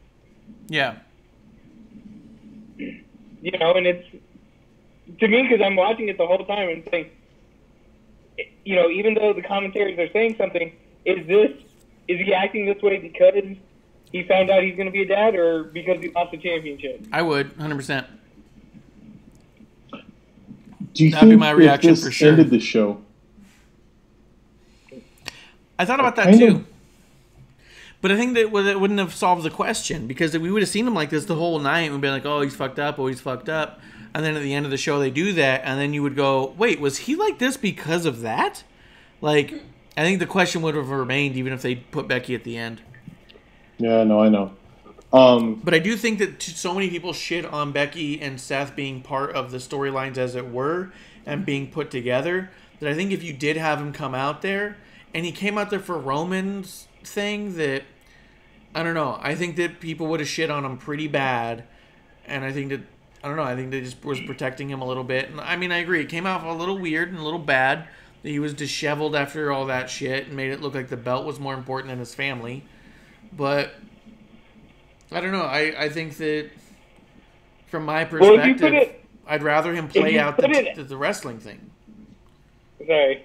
No, just for if you put it at the end, like Clump said, yeah, then it can snap him out of the funk he was in. Yeah, but then how do you put him back in the funk? Like, we don't know where they're going with this right now. Yeah. I don't know. I feel like I think the best idea is to just put this Seth storyline off for a week, but then does it matter? Do you see him a week later and see him in a slump and you think he's had a week to celebrate being a dad and now he's upset again about this title? Like, what the fuck? I don't think there's any way out of it. I think it must be. Yeah, but the funk, he tried to apologize afterwards. Like, oh, I'm sorry, I didn't mean to do that to you, right? Oh, yeah, kind of. Must be such a whirlwind. So he came out of the funk anyways. Yeah. Because she's over there, like, having to leave it. So, I mean, that must suck, too, to be in that, that relationship, having to experience that for someone else that loves this as much as you do. Yeah. That's true, too. In a sense, he could even be mourning what she had ahead of her. You know what I mean? Like, Totally. So, I mean, it's weird. Definitely weird the way they're going with Seth right now. But I'm interested in it. I just don't want them to trivialize it. That's my worry. The pregnancy thing? You know what I mean? Like, making this become something where you have to either go all in on it or not acknowledge it in my eyes, because if you tiptoe around it, it almost becomes a parody of the situation, and that, to me, then diminishes Becky for him. Yeah, but I think that's why you let Becky have her time alone with this one. You let Seth do his thing, and then you kind of let that be the end of it. I don't know that you keep bringing it up after this. Yeah, I think that's the right route. And then I think you put out a special, a Becky Chronicle or a Becky 24 of her and Seth talking about this whole thing, and maybe Seth even says it's kind of ridiculous. I have to do this. I have to be this way, and inside I just want to jump and scream and be excited. Like, you let that be a network thing, but what if he is a massive cunt about it, though? That'd be so great. They do like a 24, and he's all like, "You're stupid. You're stupid. I don't know what you're fucking doing here. I don't know why you're doing this." Why did you do this? It's a chronicle of him bitching. Yeah. Oh my god! What are you thinking? This bullshit. Yeah. No. Do you guys think that Becky ever comes back? That's been a question that I've been asked a bunch today. Yeah. I hope that this isn't a moment of finality. I think that she can come back and perform. I think that we've seen people who are mothers perform. Yeah. I want to see her do it on her terms. I don't want it to become a very over-the-top story of her coming back, where they highlight and focus on that moment. I want her to be Becky, come back and be the man no matter what. That's my thought. If she doesn't come back, to me, that's a long conversation of if it's anything other than her not wanting to come back, of what is the equality here? You know? The equality? Well, like, if she can't come back, and I understand, like, this is two different people. If she doesn't come back, and it were a conversation of why can't she come back, is this related to her having a child? And it kind of makes me wonder, well, why is Seth still going on? You get what I mean? Right. I don't think the question is, will she be allowed to come back? Oh, yeah. I think the only thing that would stop her coming back is her personal desire to come back. And I don't know that, I don't even know if that's right, because I don't think that there'll ever be a lack of desire to come back. But I think that it would be silly to not acknowledge the fact that having a kid changes a lot of things. We don't know if she's going to have one kid and want another one right away and be out several years. I mean, this could be 5-6 years down the line before we ever see her again. I kind of feel that my gut tells me we'll see her in Hollywood before we see her in a ring again. But yeah. I also feel that she can come back to that Stone Cold schedule. Come back a couple times a year, make a big pop, get people excited for someone, and maybe 5-6 years down the line, after doing a bunch of those one-shot things at a Mania, that maybe she comes back for one run and gets a retirement match against the next person she wants to put over. Like, maybe. But I think that the reality is we have to look at this honestly, that this could be the end of the Becky Lynch wrestling. We might not see another match with her.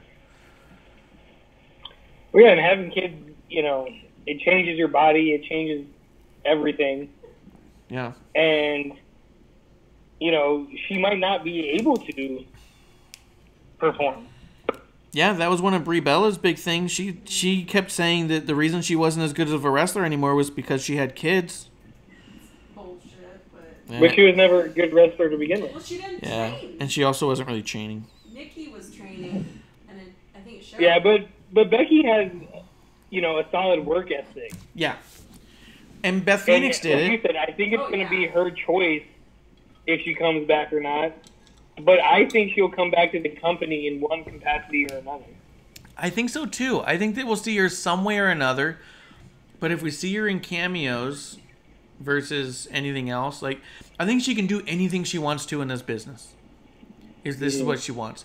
I also think that if she ends up becoming a trainer over at Seth Rollins' school, fucking rebrand that shit Legends Academy. Fuck. You got Seth and Becky training people. There's fucking Legend Factory at that point. Yeah. But I don't know.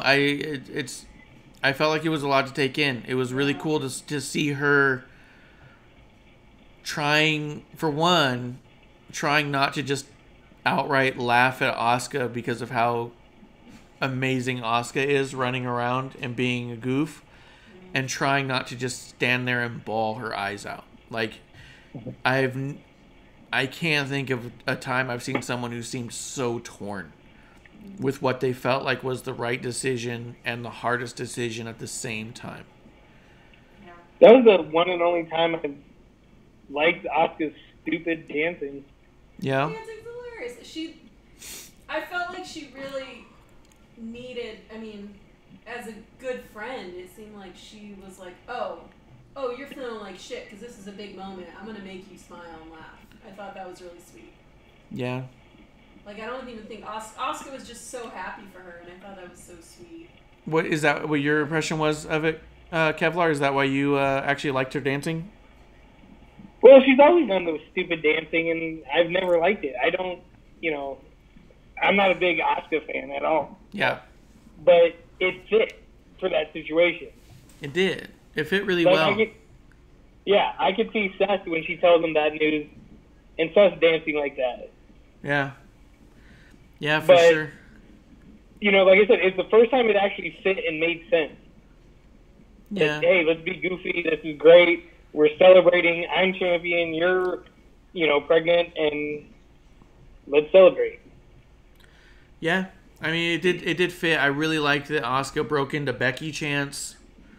I like that as Becky's walking away from the ring, you can see Asuka just behind her, by herself in a ring that you can tell is not even lit anymore, and you can see her fist going like this, and you can hear her in the distance, Becky, Becky. Like, she couldn't have been more happy for her friend. And big time. You know, she hugged her, like 3 or 4 times, and yeah, and it wasn't just a hug. It was, I mean, you could see her hand rubbing her back. Yeah. Yeah. And you're just like, wow, like, yeah. I mean, just, there's so much in that. Yeah. What other champ has had to do that? Not only that, but what other champ that's on her level has had to do something like this? Yeah. Well, there's been no one on her level ever. There's never been someone on her level as far as women are concerned. But even from a men's standpoint, I mean, the only thing that comes to mind is like an Edge or a Daniel Bryan who had to retire the day after they became champion. But is that even the same as having to walk away from a 1-year streak? You know, like undefeated for a year. The other thing that's so cool about this, and in a sense poetic, I guess, is her character is still so protected. Yeah. Her character walked away undefeated from the championship. And her character walked away from beef. Shayna never got her comeuppance, you know? Like, Ronda will never have her resolve necessarily, you know what I mean? Like, there's built-in storylines for Becky if she ever wants to come back with people who are there now. And her character, I think, is super protected in all of this, you know? I need to get a refill. I'll be right back. Sounds better, thank you. You couldn't have your producer bring a new beer to you? No? In front of the camera. Yeah. It makes me want to drink in shame. That's the best way to drink, dude. No, he's fine. That's just ice. What the hell? Alright, I'm gonna lower this then. I forget what I was gonna say now because of all that action. But an ice picker for 3 seconds? Yeah, ice kicker for 3 seconds. Why do we still have viewers? That was the loudest thing ever. Yeah, well, no, because they're in it. They're in it for it. I think that the void. We had like 4 loudest things ever. Yeah. The void that Becky leaves, I think, may be one of the largest voids that's been left. You know what I mean? Like, even when you think about when Stone Cold left after he lost to The Rock was still there. Triple H was still there. The Undertaker's still there.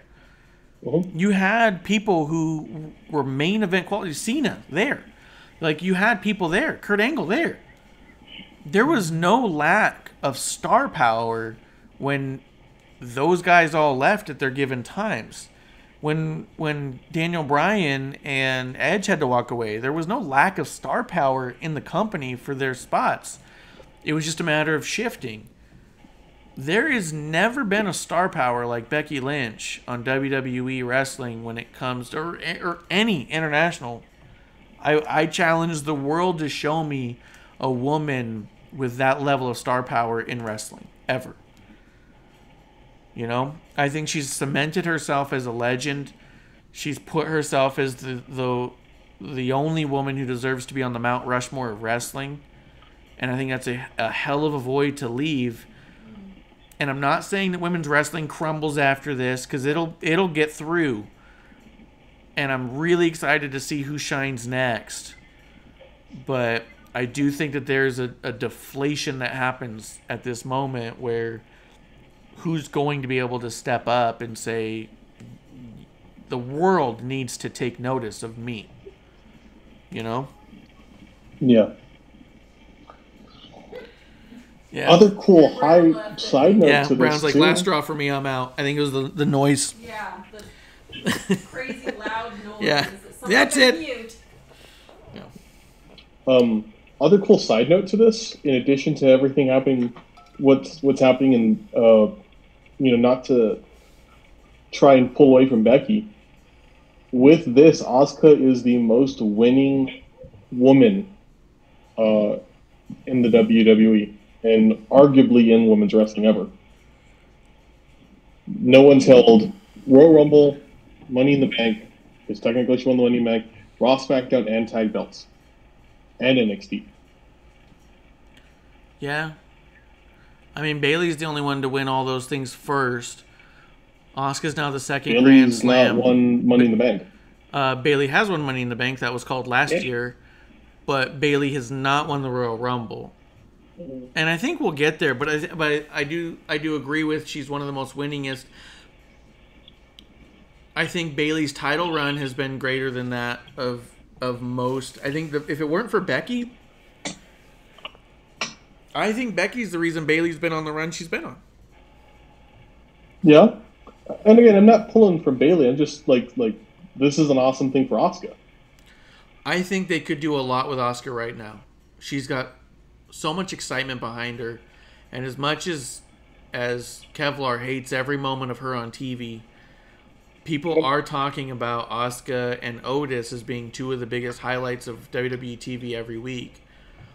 And I think that Asuka can be a bit much for me.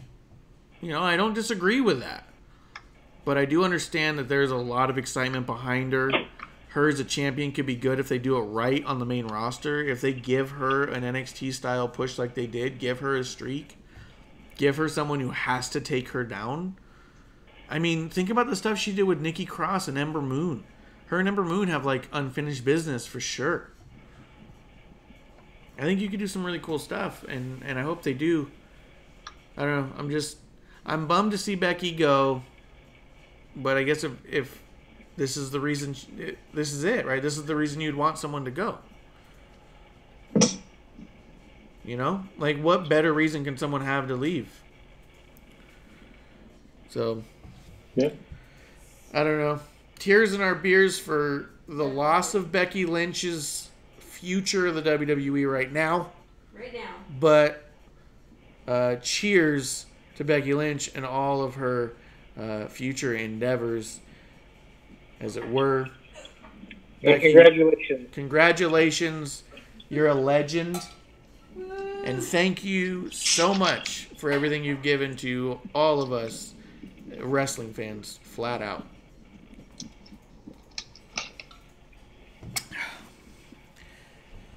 Was there anything else you guys wanted to mention about Becky's thing? Becky's segment? No, I think we covered it pretty extensively. Yeah. It was big, man. It was big. It was cool. See. I liked the clip they showed of Becky and Vince in the back with no audio. But, I know, I replayed it like 3 times thinking my feed was fucking up. Yeah, so did we. We just kept, I was like, come on, what? She said something that made him laugh. What was it? Yeah. What'd you say? Yeah, get better at reading lips. Too. Yeah. But and I'm drinking Screwball now. Oh, that stuff's so good, dude. I like the Screwball with pulp. Oh, the peanut butter? Oh, that one's so good. Yeah, so good. With pulp. Yeah, with pulp. Just floating peanut butter, creamy peanut butter in it. Crunchy, peanuts floating in it. Yeah, 100%. 100%. You know what's really good in is it's mixing it with Guinness. Really? Yeah. Soy sauce and peanut butter, huh? Guinness does not taste like soy sauce. Oh, have you not had soy Like sauce? Reese's. It tastes Chocolate like and peanut butter. Oh, I don't think you know what chocolate tastes like. Yeah. I like there's that pause of thought, like, well, you know, yeah, I do. Yeah, no, I do. All right, well, the rest of the show, we kind of talked about Seth. I did like Asuka getting interviewed by Charlie, and when she said something like, "My guest Asuka," and she just like hops into view with the belt first, looking at it, like just scooching over, like like that was really good. Let's see.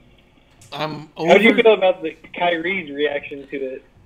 I was fine with it. It was fine. It was good. It didn't blow me away. I know a lot of people were freaking out about it. Like, they love Kari because of that reaction. And I was like, it didn't blow me away. I mean, I thought it was good. She was excited for a friend winning the title. Well, see, to me, he was almost like shocked. Like, oh my God, you got this? Like, she's not watching it in the back.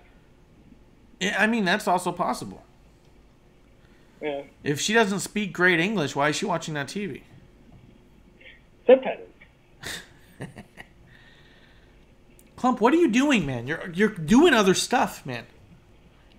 I mean, you guys started talking about drinking, so I started looking up cirrhosis of the liver. Oh my God. All right. Hold You on. need to go. No, what's wrong with that, though? Just to discourage myself. Oh. Don't lie, you're on Pornhub. Yeah, I mean, you know. He's working on that We talked about sponsorship. that for a second. He's trying to get those ads up. Yeah. I liked the Kari and Asuka together. It was fine. I thought it was good. It was nice. I do hope that this breaks them up. I hope it separates them a little bit. I don't need the conflict between the two of them. I don't need 8 matches in a row of Kari and Asuka battling it out for the kabukiest warrior. But I do hope that this kind of puts them on separate paths a little bit to do some single stuff. And I hope one of them seriously injures Nia and takes her out forever. I did like Stephanie's dig at Nia. Wait, what did Stephanie say? Clean this up. She's drooling and like the contempt because it was cut differently. I was just like, yeah, I see that. Really? Nia's drooling. That's funny. Yeah. There's liquid coming out of Nia from multiple places. That's gravy. She's leaking from one of her orifices. Yeah. Could be anything. The one thing I will say, going back to Money in the Bank, Yeah. that kind of bothered me, I hate how they keep saying that Carmella's a 2-time champion. Or 2-time Money in the Bank winner. That does kind of chap me a little bit. It irks me. It does. I get a little irked by that Grinds too. my gears.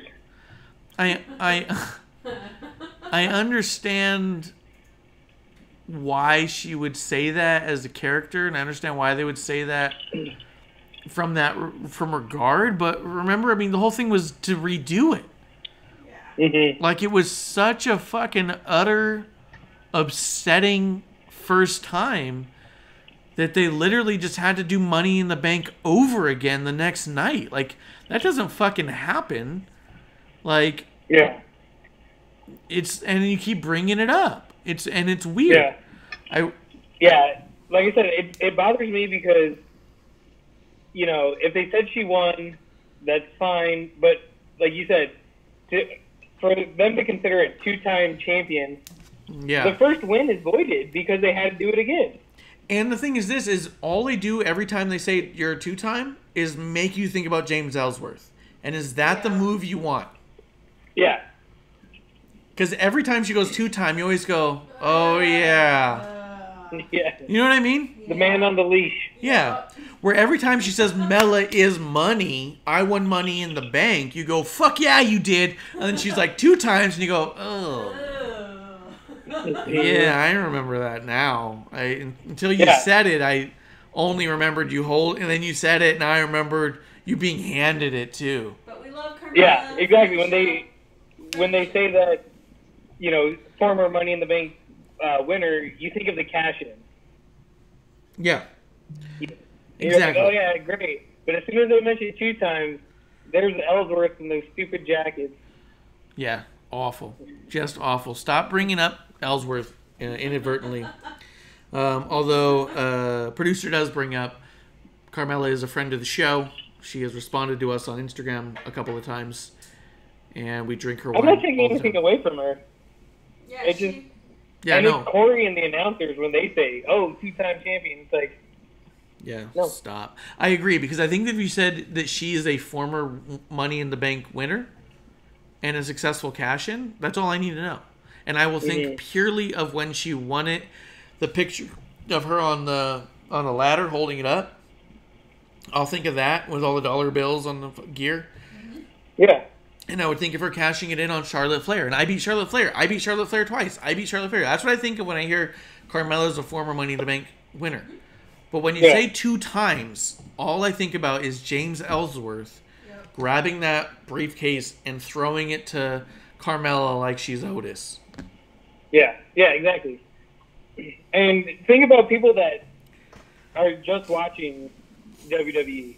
Oh. You know, they have the network. And then they got to go back. 2-time champion. Yeah, and then they say it, and they're like, wait, that they consider that 2 times? Yeah.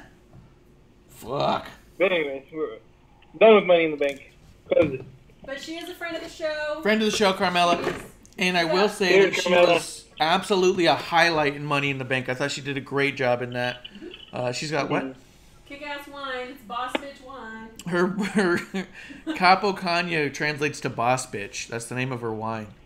So good. No, nice. She emailed me, no biggie. Yeah, she emailed the producer a personal letter. And I gave her a good idea, a gift card. Yeah, and then the producer was like, "Hey, I want to give this as a gift," and there's this and that. She's like, "Oh, I didn't think about that. It's a good idea." And all of a sudden, boom! A week later, it's like, "We got gift cards, we got presents, we got this." It was like 3 days later. She's like, "Hey, Yeah. Mother's Day." I was like, "I tweeted that. Sweet." Yeah.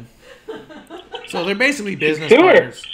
They're basically business partners now. It's good wine. It's really good wine. Yeah, it is really good wine. It is good wine, and we're basically in business together, and we're all friends of the show. And I know. Where's our sponsorship? we're gonna totally go hang later, probably. It's good. It's affordable. You can buy it online. She totally remembers during Royal Rumble when I walked by her and said, "You're fabulous," and then she went, "Oh my god," and ran faster. She totally remembers that was me and is cool with it. And then after that, her gear all said fabulous on it. Yeah. Dude, I told you about that. Like, so she's walking by me and I'm like, "You're fabulous," just like as a thing. So she would just maybe crack a smile. That's it. I kept walking the other way.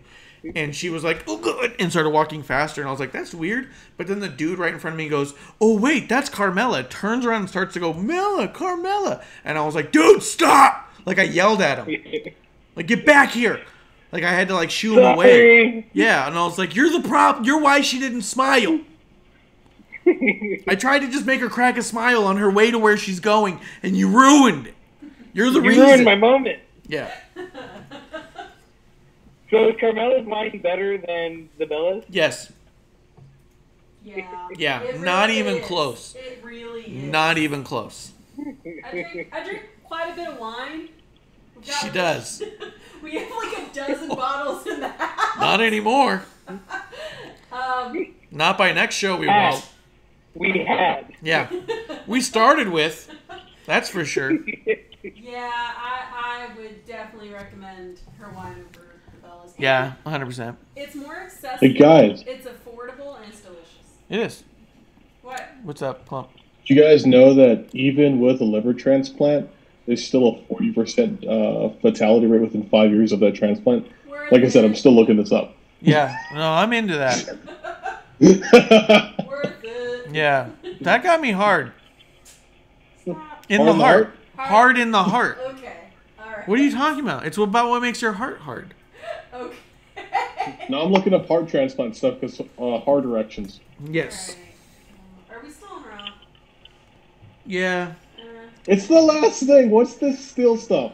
We've had shows where at this point we're on SmackDown still. That's a good point. We've definitely had shows where it was like 2 hours in and we're like, all right, NXT. Yeah. Let's see. I'm going to make a shirt of me just going, because like, I feel like that's half of my transitions are, but, yeah, okay, well. I think one of us needs to draw you. You drew us well. One of us needs to do an interpretation of you. I haven't drawn your asses. I commissioned a guy. Wait, what? That wasn't you? No, that was commissioned art. Commissioned fan art, by the way. Yeah, he's a fan. He's never seen us. He doesn't watch the show. My mom was so proud of you for like a while. What? Well, yeah, your mom texts me a lot, but Right. That's so sweet. He's an amazing artist. she thinks Thanks so, for yeah. ruining magic. Dude, I draw all the other drawings. You saw my Edge drawing, didn't you? Yeah. I love that one. That's why I thought this is believable. He could have done that. It's sort of. I think I have more right than anyone to draw Marsh. M. Brown 52 says. Oh, that's probably Do it. true. Do it. Probably true. I think if he was any good at it, he would have already. How about that? Ha! Little do you know, he probably has an Yeah. account. No, that dude's gonna draw a fucking puckered butthole with a beard and be like, that looks about right, because all he draws probably is buttholes. Okay. All right. And then he's gonna make. I am now. He's gonna have stickers made, and I'm Marsh. It's And if you're new to the show, we know M. Brown. It's not that we're just picking on him. I don't know him. Fuck that guy. You do know him. We don't have actual Stickers that just say "furt." No, my favorite part is we just learned that Kevlar does an amazing Grover impression, is what we've all learned. Because I think that his impression matched with M. Brown's ability to draw Grover with a beard and long hair could be onto something. Yeah, Kevlar's Marsh. Gonzo, not Grover. We should do Gonzo. It should be Gonzo, but your voice was dead on Grover, dude. I'm not trying to take away. It's a compliment. Super Grover. I've read Monster at the end of the book 100 times. Oh, that's good. Yeah. Let's see. What'd you guys think of Drew McIntyre on Raw? I don't. Terrible. He was awful, right? Yeah. I don't know why he keeps challenging people. He's a fucking champion. Because of how that repeated in my ears, it just had such an effect to it. Brown said, "I'll keep the blue fur and a puckered ass for a face." See, we're promoting artistry and fan art. So hashtag Wrestling on the Rocks for the fan art. Go ahead and give. I think M. Brown's is at I'm a Matt Brown on Instagram. That's his personal account that he makes himself. So if you follow at I'm a Matt Brown, that is him. Strictly his personal account. So that's what you should be watching. Can I write an Matt Brown Marsh fan fiction? Erotic? Oh, of course. Yeah. Well then. I thought that was a given. Yeah. What did you think I was saying, you idiot? Yeah. I said fan fiction. There's other ones that don't involve dicks. Yeah. Where's all this fucking willy-nilly fan fiction of just actual story? That's bullshit. Oh, there's ones with plot and not Snape fucking Harry? Yeah. So, Oof. you said you're sick and tired of Drew McIntyre challenging people? Yeah. Me too. I don't know what the fuck his problem is. And I'm not impressed by it, and I don't like it. It doesn't do anything for me. I also don't like that he's fucking dominating Andrade, who kicked the shit out of him in NXT over and over again. But whatever. Yeah. Well, Andrade's the one that hurt him. Yeah. I would love to see him rip his arm out and beat him with it. Like Doink. And I'm also sick and tired that Andrade's not defending the fucking belt. Oh, yeah. But who would he defend it against except for his own group? Which, by the way, I've given their group a name. The Fashion Explosion. Based off the way that all of them dress. Like they get dressed in G.R. Lunar's tapestry upholstery shop. They're all dressed like a couch, first off. Tell them the first thing I said when I saw Zelina. I don't want to say the word I'm thinking because it's not the word you used. Okay. All right. What is it that you said? What was the word you used? Bunny Ranch? That's what it was. She said, why is she dressed like she works at the Bunny Ranch? And I was like, because Garza's dressed like a pimp. And then we looked at Andrade and said, and he still got his Red Lobster bib on. Like, the whole lot of them are dressed like a fucking mess. I don't know why. They're dressed like teenagers who get together for their first band and then say, let's go find rock star clothes. It's true. This is a good drink.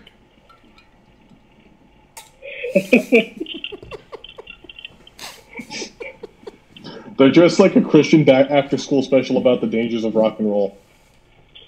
Yes. The dangers of rock and roll is Monica, apparently.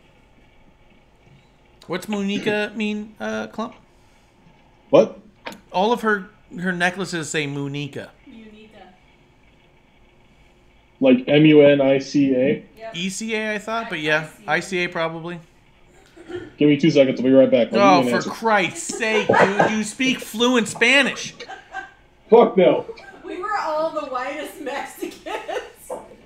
That's a good point. There's only Mexicans on this show, and none of us know this word.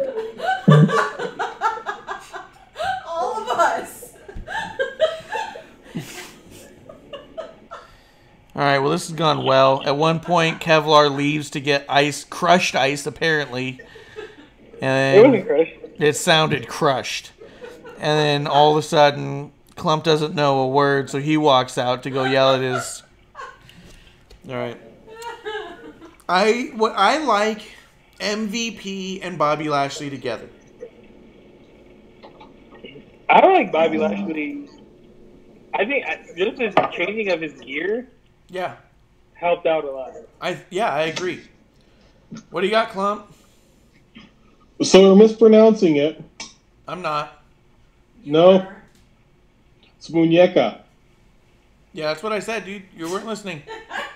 I went to my wife, who speaks more fluently Spanish than I speak fluently Spanish. Don't like the way you said that. Yeah, and I was like, "What does muñeca mean?" And she looked at me like I was special. So then I said, "Fine, muñeca, like an enya," and she looked at me even more concerningly. She And looked then at you no and then different than expelled every time you ask her any question, is what I'm gathering here because of the way you talk to us. Yeah, that's fair. But muñeca means doll or wrist.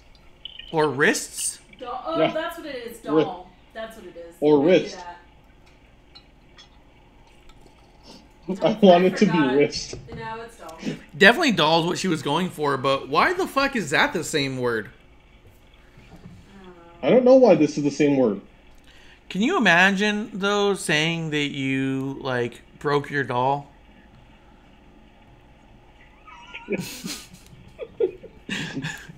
Mom! Ah! I broke my doll! And it's like, oh my god, she's shattered her wrist. I like to go play with my wrists. Yeah, or I cut my doll. Ha! I don't know, just a thought. She said she was going to go upstairs and slit her dolls. Yeah. She's gonna go slit up her dolls. I don't know what that's supposed to mean. So, Clump, what do you think of MVP with Bobby Lashley? Bobby! Hey, yo, Bobby! Hey, yo, Bobby! Remember me? Better than MVP with Lana, or it's better than Bobby Lashley with Lana? Yes. I wanted more than anything for MVP to super kick Lana right in her fucking throat. Actually, that's the first thing I said when I saw MVP. I was like, oh, good, it's not Lana. Yes. I was so happy. MVP and Bobby Lashley are going to make such a killer team. I would like it if WWE did release Lana, but just haven't, like, they forgot to announce it. Like a red stapler kind of a situation. Yeah. Like, hey, it should be self-evident. We fired Rusev. She's gone, too. Yeah. I thought so. We have not let her go, although we have stopped payments on her checks for well over 3 months. Can we mute But she her? keeps showing up still. Yeah.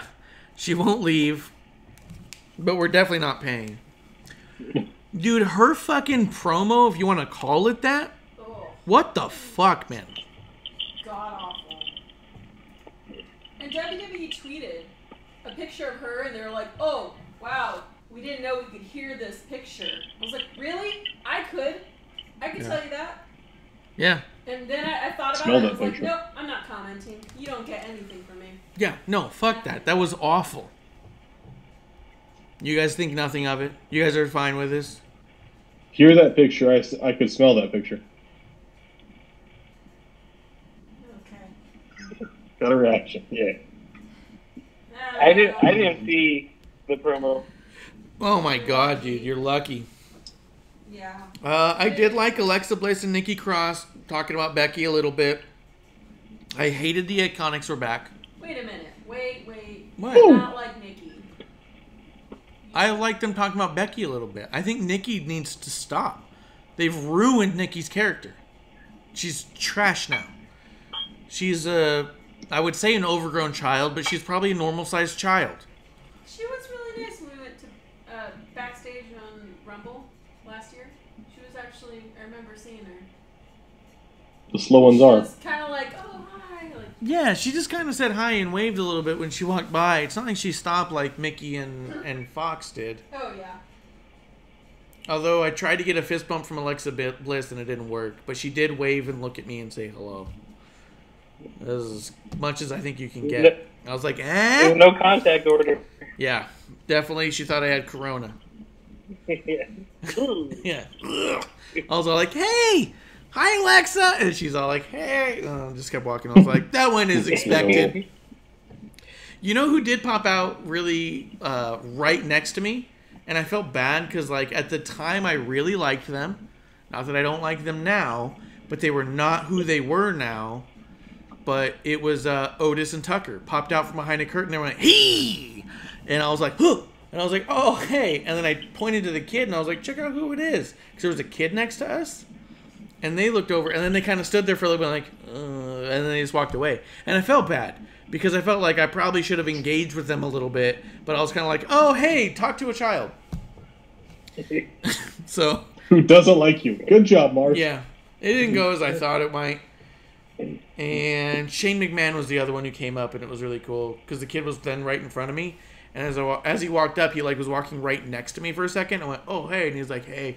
And then he stepped right up to the kid, and he's walking right next to me and goes, hey, man, are you having a good time? And the kid looks up, and he's like, oh. Like, it was really cool. But it was cool. It was fun. Let's see. The Iconics are back. What do you guys think about the Iconics being back? I'm okay with it. I mean, I'll be honest with you. I listened to the New Day podcast this week with them on it, and it made me really appreciate them more. So I want to see what happens. That was not the answer you wanted me to give. So cool. I'm okay with it just for the simple fact that, you know, they're bolstering up the tag team division. What the fuck is happening on this show? Nothing good. Nothing good. What is happening here? Bolstering up the tag division? They're two of the worst tag wrestlers that have ever been. No, I agree with Kevin. I think that we need to strap those belts back on them. You both can't talk at the same time. You can't. Yeah, first off, Clum, shut the fuck up. We're so over Clum's opinion on this. No, all I was saying is that they're a team, and you know they're adding more, you know, pieces to the women's tag team division, especially since you basically just broke up the Kabuki Warriors. Yeah, kind of. Were anybody was. Who gave a fuck when they won the tag titles? What the fuck do you give a shit if they're in the division? You gave a fuck because you were so pissed off. I was furious! Oh my god. I'm just saying. There's more women tag teams for Alexa and Nikki to go up against. There's worse? I'm listening. There's not. So they brought jobbers to the women's division. Women's tag division. Yeah, I think I'd rather a sea of jobbers than the fucking Iconics. Because here's my fucking problem with them, is they've been around for, at this point, something like 20 fucking years, and they wrestle like day one. What? Yeah. I said 27. Yeah, 27. And they wrestle like it's day one. Like, our show is a joke because it's like the first show every time. But I got to imagine, if you're professional wrestlers, you think you're championship material, it shouldn't be the first match every fucking time. Get better. There you go. There's their new shirt. What?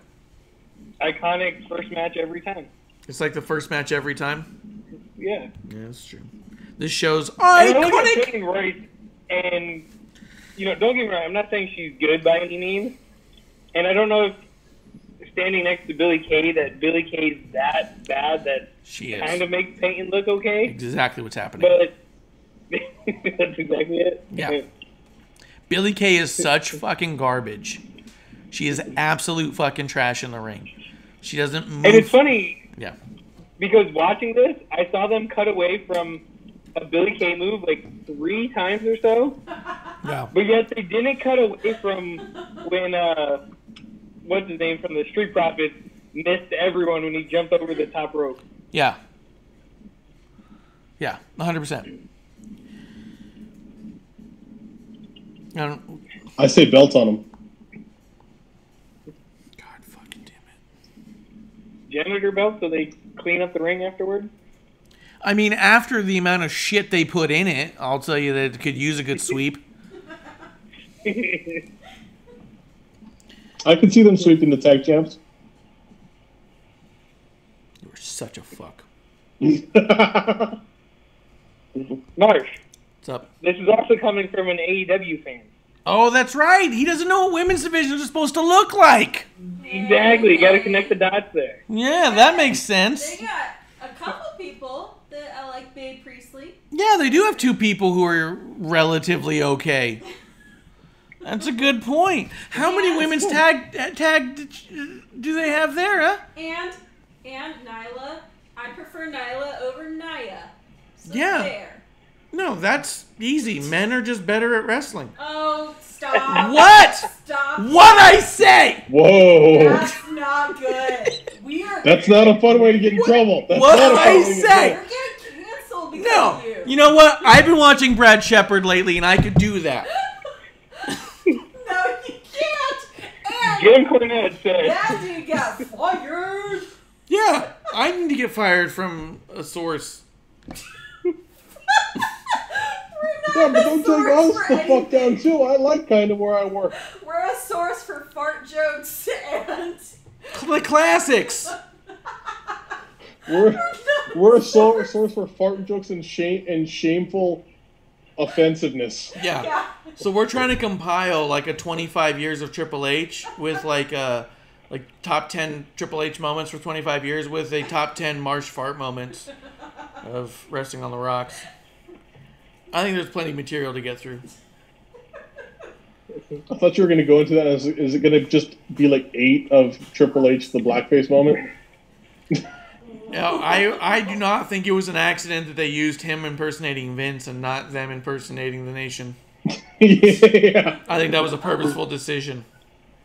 No, I do think somebody at some point in talking about this presented it, and there was a pause, and that person was politely escorted from the room. Let's show when they did the impression of the Nation and he was the Croc. It was so funny. And Vince is just staring at him. Marsh, are you going to have honorable mentions on your top 10? Just the squeaky ones? Yeah. Yeah, ones where you see me lean in and everyone gets upset but you don't hear anything. The ones where there's no one on camera, you hear me pounding on the door as you're still in the bathroom. Yeah. Stop! Let's see. So I really like MVP with them. Not a fan of... Oh, I do like the spot they did with Seth and Ray with the blood on his eye. I thought that was pretty neat. I hope that his masks for the rest of his career have like a film over one eye. A patch over it? Kind of like a patch, but just like you put like a screen there. Oh, you like Spider-Man screen. Yeah. What do you guys think of that? Yeah. It makes me think of Inner Circle. I like it. Oh my god. You can start calling him Left Eye. Ooh, that'd be good. Let's see. Oh, what did you guys think of our truth on this one? Doing pretty, Ricky? Yeah. I didn't see it. You didn't see it? Clump, what'd you think? I'm getting tired of our truth rapidly. I felt like it was a little bit poor taste. Am I just way off on this? I wasn't a fan of it. I felt like it was a little... No, you're not. I mean, I feel like our truth is put out there.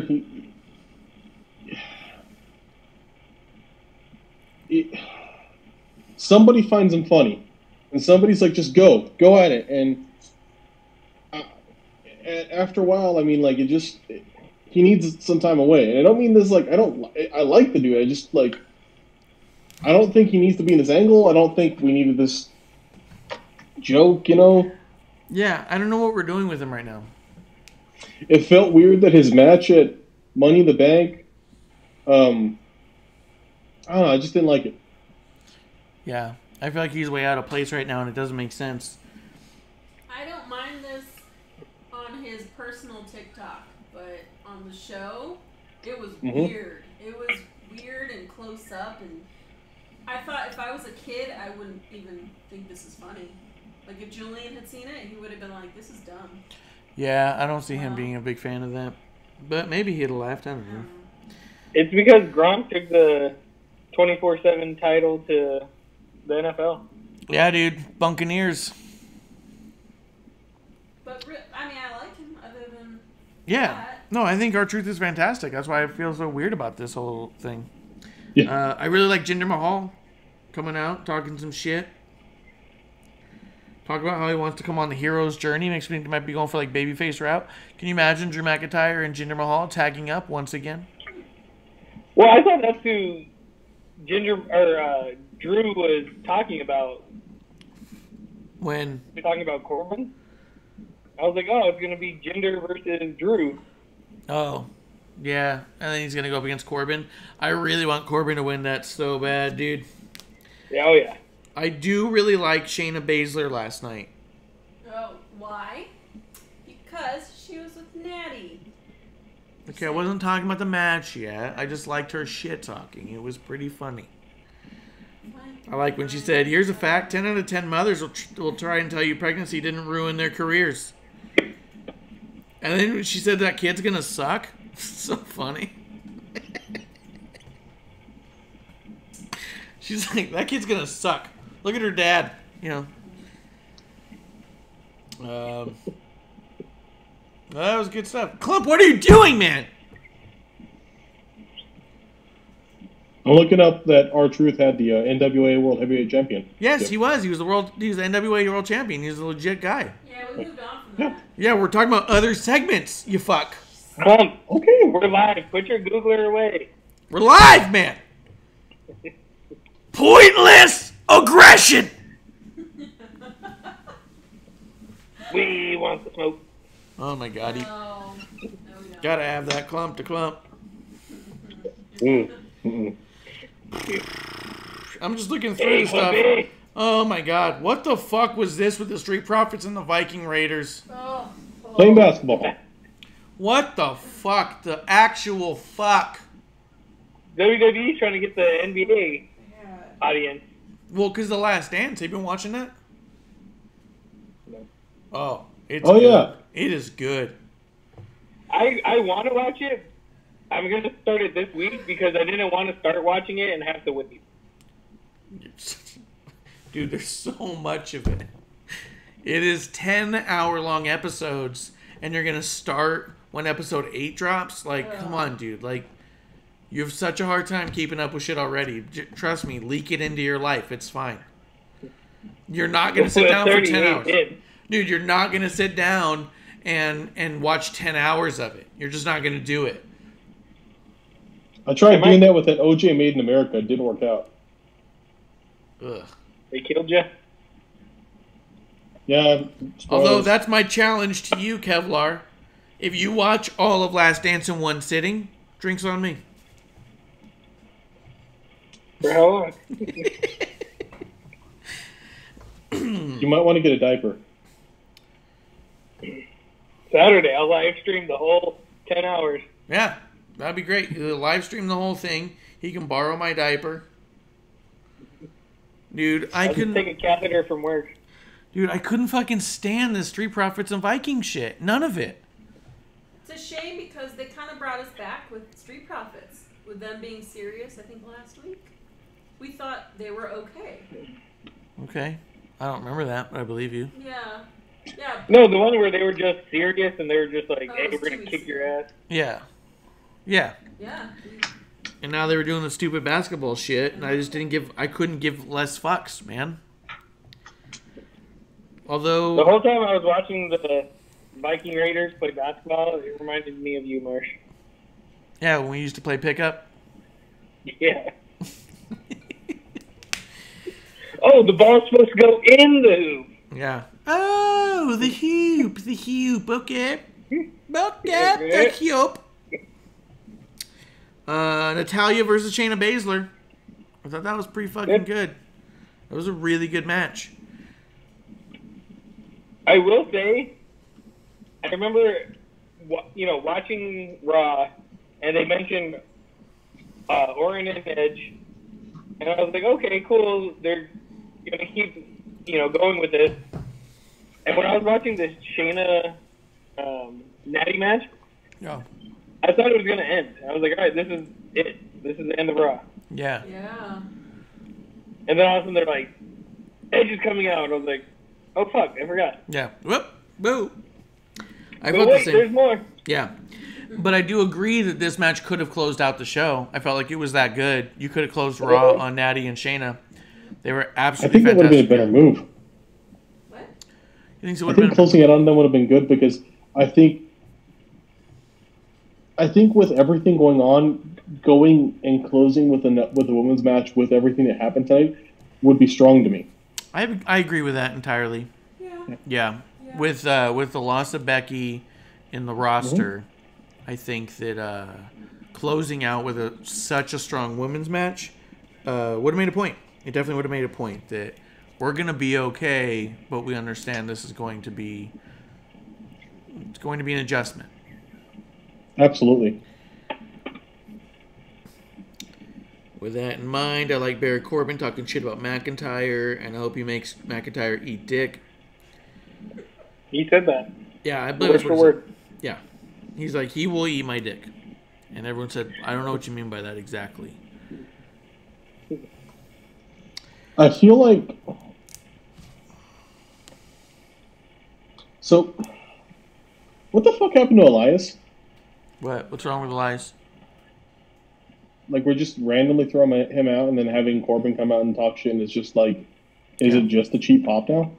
Yeah, he's been fucking trash, dude. He was coming out that whole time with the Bailey stuff and talking all that sex talk for no reason. Like, what the fuck was that about? Like, he needs to sit out for a minute and come back as a total piece of shit so I can boo him and we'll all be good again. I don't know what they're doing with him. Yeah. He's so good. He's so good. He's so good that the writers need to reevaluate their process on him, and he needs to sit out for them to do that. Yeah, he needs to be a heel again. Yeah, that dude gets boozed better than anyone. Oh. Dude, I love that shit in Seattle. Yeah. The Supersonics. So fucking good, dude. And then him and Kevin Owens, like a week or two later, and they're like yelling at each other over the mic, and you can still barely hear them. Fuck yeah, dude. Nothing like good heat. Dude. So good. Because this wasn't just people in the audience going, boo, you suck. There was like, fuck him! Fuck that guy! Like, we're still sore about that. I'm so sore about that. So good, dude. And you hear it That's too. like bringing up the Rams when you go to St. Louis. Dude, and what's so good is you see him say it, and then you hear him like, you see him kind of like look up like at the crowd like, whoa, and then they keep going, and he like starts to say something else, and like they keep going, and he's all like looking around like, wow, you guys soft spot, huh? Like, Yeah, nailed it. yeah, so good, man. I gotta find those clips again and rewatch them. I remember watching it live, and we were just sitting here going, Jesus, like, this is Roman Reigns beating Undertaker heat. No, this is Roman Reigns coming out after WrestleMania and saying it's my yard now heat. We're going to boo your ass for 5 minutes straight before he even lets you talk. I feel like that's exactly what I said, yeah. No, you said Russell. You Because there's still referenced people it. cheering that. No one cheered the my yard now bullshit. Yes, they did. There's people that like Roman. Yay! This is my yard. I could see children cheering it and then their dad slapping them. Yeah. You fucking stop! Yay, Roman! What'd you guys think of Edge and Randy Orton? Their segment. I like where it looks like they're going with it, but it played out weird to me. I really like how much... Because here's the thing.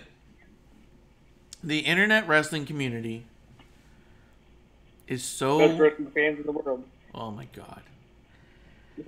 They're so hell-bent in believing they know everything about Vince McMahon and everything he likes and doesn't like and all that shit, right?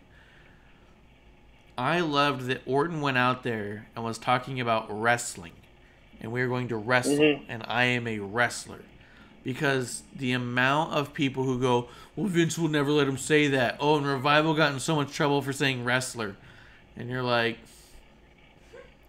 I have a feeling you guys are being a little bit worked by your own fucking hype, and you need to relax. But I loved that he went out there and said, I'm a wrestler and we didn't wrestle, we had a fight, which I thought did two things. I thought it gave super credibility to the Falls Count Anywhere match. I thought it was all like, this is, like I was saying in my original assessment and my review, you can see in the archives on YouTube, that this was a gritty fucking fight between two dudes who had a lot of beef to squash, and they were fighting for their lives. Now Orton wants a wrestling match, a straight up wrestling match, which I do think is also, here's the thing we've never seen before. You know what I mean? Here's a couple of guys where we've seen the rivalry go from, instead of going from constant disqualifications from wrestling matches because the wrestling rules confine them from the fight they want to have, and getting themselves into a cage match or a Falls Count Anywhere match or any of those things, last man standing match, that now we're going the opposite way. We're starting off with, I'm going to beat the shit out of you till you can't stand up, and we go back to like, whoa, dude, let's have a traditional wrestling match, and I bet I could beat you in that one. You know what I mean? Like, it's pretty cool to see the other side of it, of like, okay, I can't beat the shit out of you in a straight up fight, but I could beat you in wrestling. Opposite of what we usually see.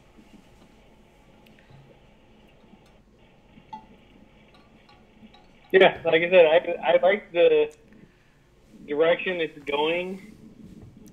I just didn't like the, hey, congratulations, and oh no, I can't, live with myself saying that type of thing. And yeah, it was a little weird and clunky, but it came off kind of realistic in the sense of him being like, I'm going to go out there, I'm going to tell him he did a good job, he is what he is, whatever, I'm going to move on. Fuck that guy, I'm going to be the bigger man, fuck him. And then he goes out there, does the thing, and he goes, no, you know what, not only fuck that guy, but double fuck this guy. I bet you anything I can beat you in wrestling. You know what I mean? But it came out. One thing I did say, or was going to say, is that I really liked Edge's shirt. Yes, I love that shirt, dude. Until I saw that it said "get" on it. Yeah, it doesn't bother me too much. I saw that too. At first, I think I'd preferred if it just said grit. Just grit, yeah. I would have been 100% in. Yeah, but I don't mind it saying "get grit" because I feel like it's a little. It reminds me of the Joe Crab Shack shirt that said "Got crabs." Dude, you loved that shirt. I did, but now I'm a grown-up somewhat. And you wish you still had that shirt. I still have a Joe's Crab Shack shirt, just not that one.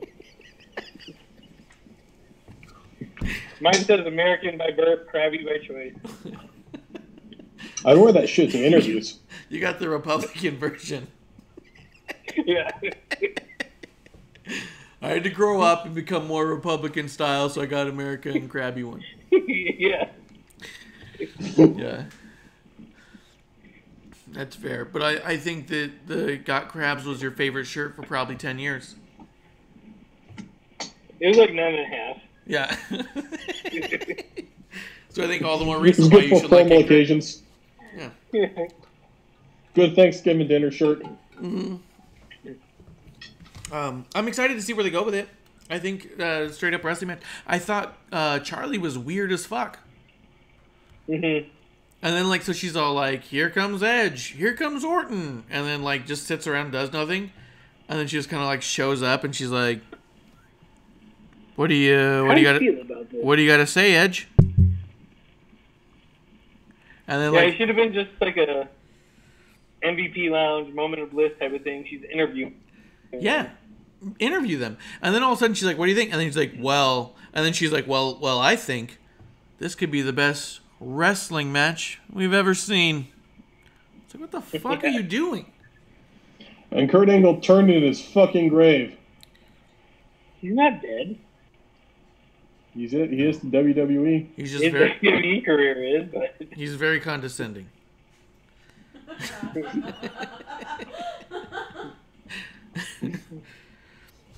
So, I think I'll never complain about another Edge Randy Orton match. So I'm excited to see where it goes, but I am super excited to see what Edge does with some of the younger guys as they go on. Listening to Edge on After the Bell, man, he wants to work with fucking everybody. So I think we got some time with Edge, and I think that's really cool. Yeah, and I just don't. That was the other thing I didn't like, is that I don't like how he almost seems like he's looking for a way out again. He's looking for the exit. I think he's just looking to move. I mean, from a character perspective, I'm done with Randy Orton. Fuck that guy. I'm moving on. Yeah, but to me, it was, hey, I'm moving on. I did what I said I was going to. I'm leaving again. Yeah, no, That's what it felt like at the beginning. Oh, really? I thought he was going to be like, I beat the shit out of that guy. Fuck that guy. I want to beat the shit out of somebody else. Yeah, I don't. Like I said, if they were going towards that, or, if they were, I didn't feel that way. Like I said, it felt to me like, hey, my kids are this, I had one match, I'm out. Dude, people are shitting on that grit shirt. Yeah. They're shitting on it so hard, and I love that shirt. I'm going to get it because fuck all of them. If it didn't have the grit on it, I would get it. No, I think you're wrong. If it just said straight grit. Oh, yeah. Straight grit? Isn't get grit the same thing? Get gritty? No, I didn't mean straight grit. It just says grit, and that's it. Oh. Yeah, if it just said grit, I would have been so fucking into it. Oh, yeah. But the get grit didn't bother me enough because the get's really small.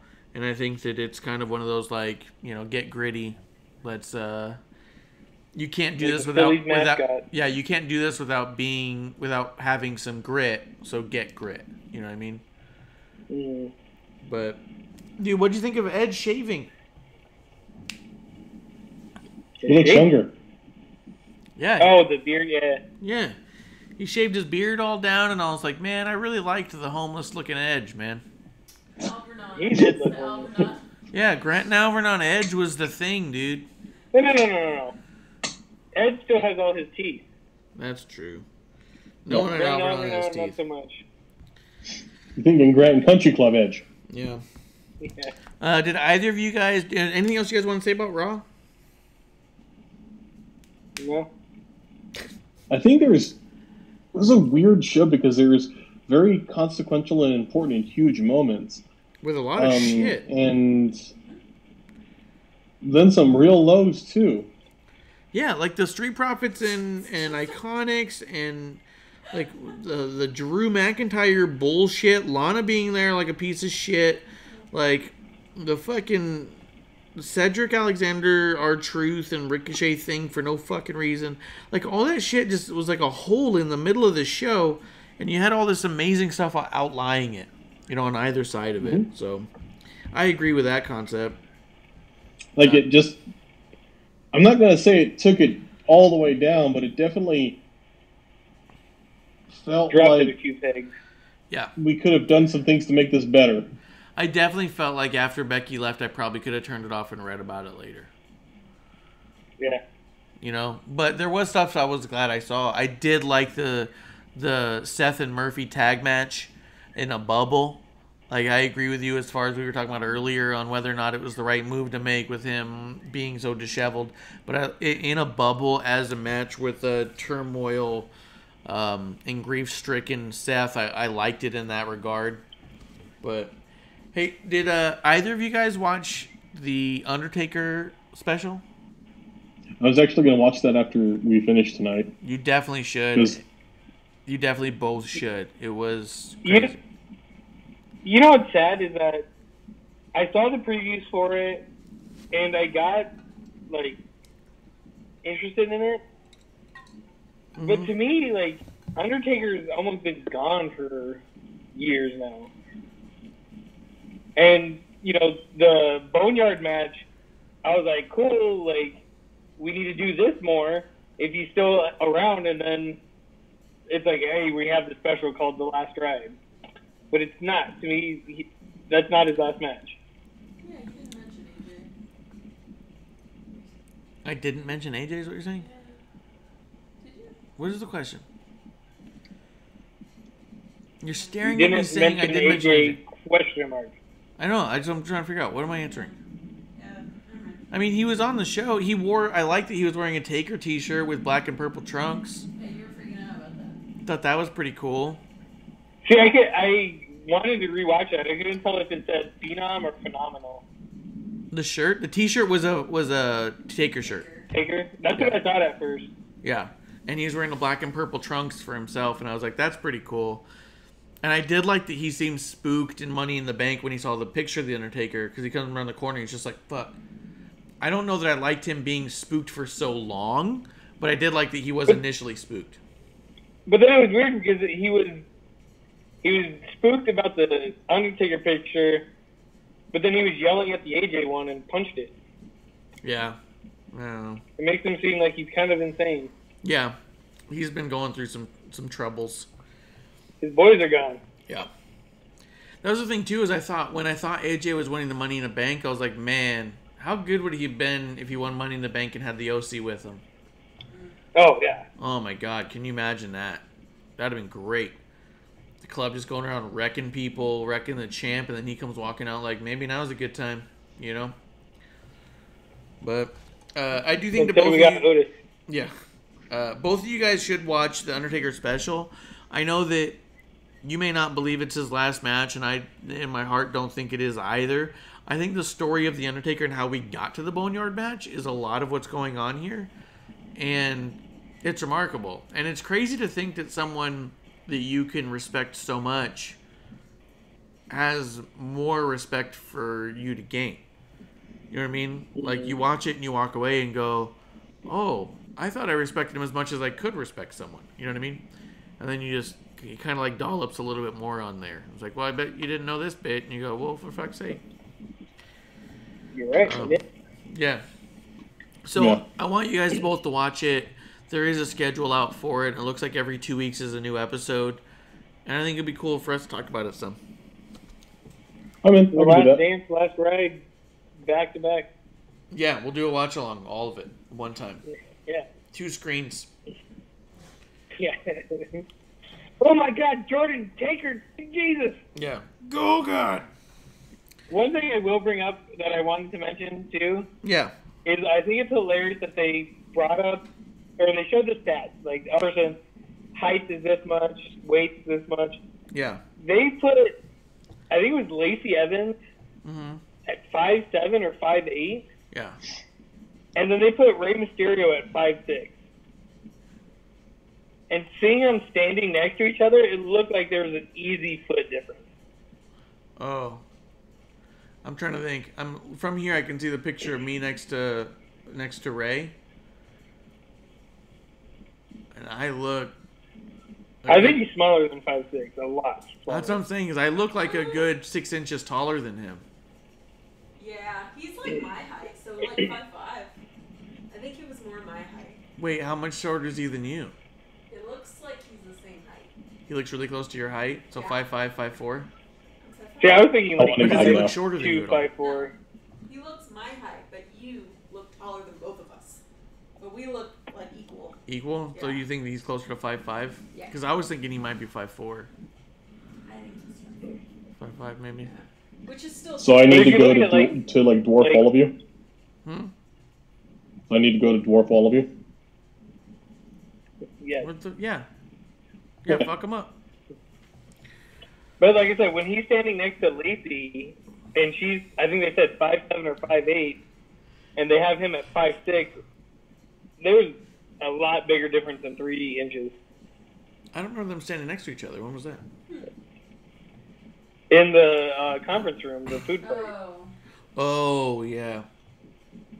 Yo, And what the other one was Shayna.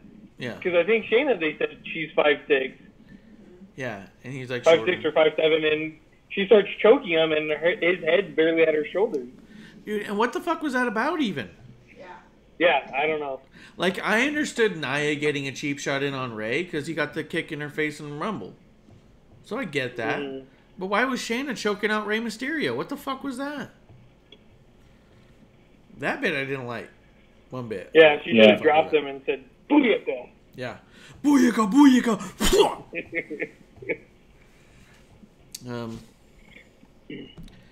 I think that's it, man. I don't think I have anything else to talk about this week. I think we hit it all. Although NWA seems to be back with a bunch of stuff, and they have a new show coming out. No, No, they had Superpower today, but they have a new show dropping.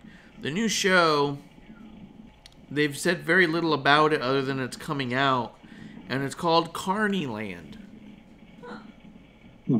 This does not make me happy at all. Okay. Fucking Carneyland? Are you fucking serious? Like the circus carny? Yes. Oh. Because professional wrestling... ICP's back. Yeah, ICP's coming back. The wrestling started in carnivals and shit as like a fucking gimmick. Yeah. Thought we were past that, I guess. And when people want to talk shit about wrestling, they'll talk about people being carny as fuck and being all crooked. And it's about the con job of wrestling and not about what is cripples, as Clump says it. Yeah, as Clump talks about it, the wobbly legged cripple folk. But for them to like try to make a show called Carneyland about NWA wrestling, it does not excite me in thinking this is going to be cool, legitimate wrestling. It makes me think, great, we're going some really fucking hokey, dumb, crooked shit. Like, what the fuck? But that was their big announcement today, so congratulations to them, I guess. Congrats. Good job. I mean, unless they're thinking, like, darker carny, like American History or American Horror, whatever it's called, that show. Like, dark carny stuff. Yeah, that could be cool if they went like a real dark route with it.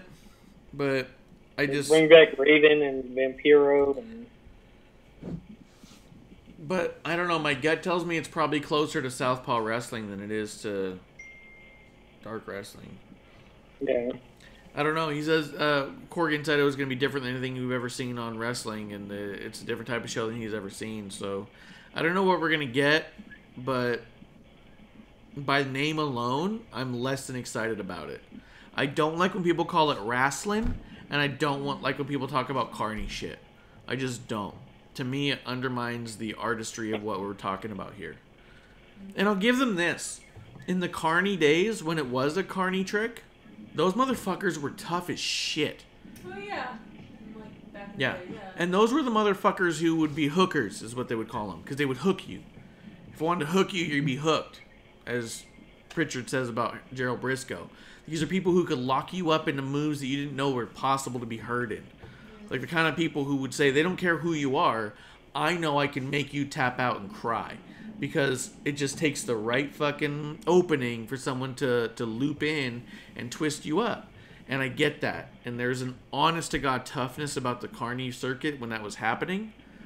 But there were also times when they couldn't win.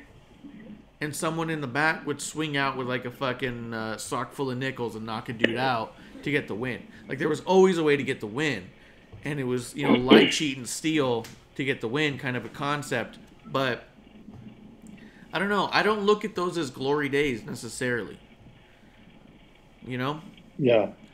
So I don't know what Carneyland is supposed to look like, what it's going to be, but that is what NWA is moving forward with. So we'll see what happens with it. Maybe they're like collaborating with JCW. It's also Juggalo Championship Wrestling. Juggalo? Yeah, that could be good. It's also there's nothing that they filmed while I was out there that led me to believe it would be called Carneyland, and they still haven't shown anything from the shows that we saw film where it was like an interview segment. It was called what was it? Score or something with 3 R's or some shit. There was a talk show promo segment show that they were doing that was really sick, and that doesn't seem to be coming up either. So I'm still waiting for the women. The women to show up at all would be nice. That was like they started giving teasers and then Oh, just disappeared. Girl Power? Girl Power. Yeah, Girl Power's been fucking nothing, so That's really Spice frustrating. Girls? yeah. I'm going to be honest with you. If I could be as candid as possible, I don't know that NWA has another 2 years in them.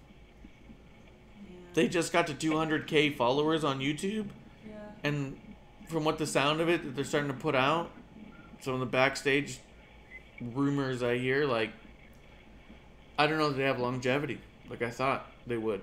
Like, I hope they would. Like, I want them to have. They got Marty Scurll. He's Ring of Honor. He's only there on borrow. So that's what I got. I just wanted to throw that out there. I know you guys aren't paying as much attention to NWA, but I'm pretty disappointed by all that. I mean, if they get another measurement in YouTube besides subscribers as viewed time, Yeah. if they get high amounts of viewed time, they're okay. But I don't know if they're getting that because wrestling is really niche on YouTube. Mm-hmm. That's true, too. Having subscribers but not getting viewers is a thing. I get more followers than I get likes, so... So fuck all you guys. Following, not liking, or watching. Fuck all y'all. I'm a Brad Shepherd, your bitches. No, you're not. No? Never mind. Not. I love you and appreciate all of you. I will give you all I gifts. love you. I love you. Pointless aggression. No. That's Brother Love. I love you. Yeah. Anything else you guys wanted to top off? Excited to watch the Undertaker documentary tonight. I'll probably watch Dark Side of the Ring tomorrow. I'm curious to see what it is. Yeah, I'm very excited for that too. Hey, if this is the last time we see Becky Lynch for the next 5 or 6 years, what a hell of a run. I think that's a good last call too. And thank you. And I mean, that's it. You're a legend. This is Thank to you, champ. Becky. Yeah. Thank you, Becky. To you, champ. I don't think there could be someone who could be as cool as of a fucking mom as Wait, that. my thumb's stuck.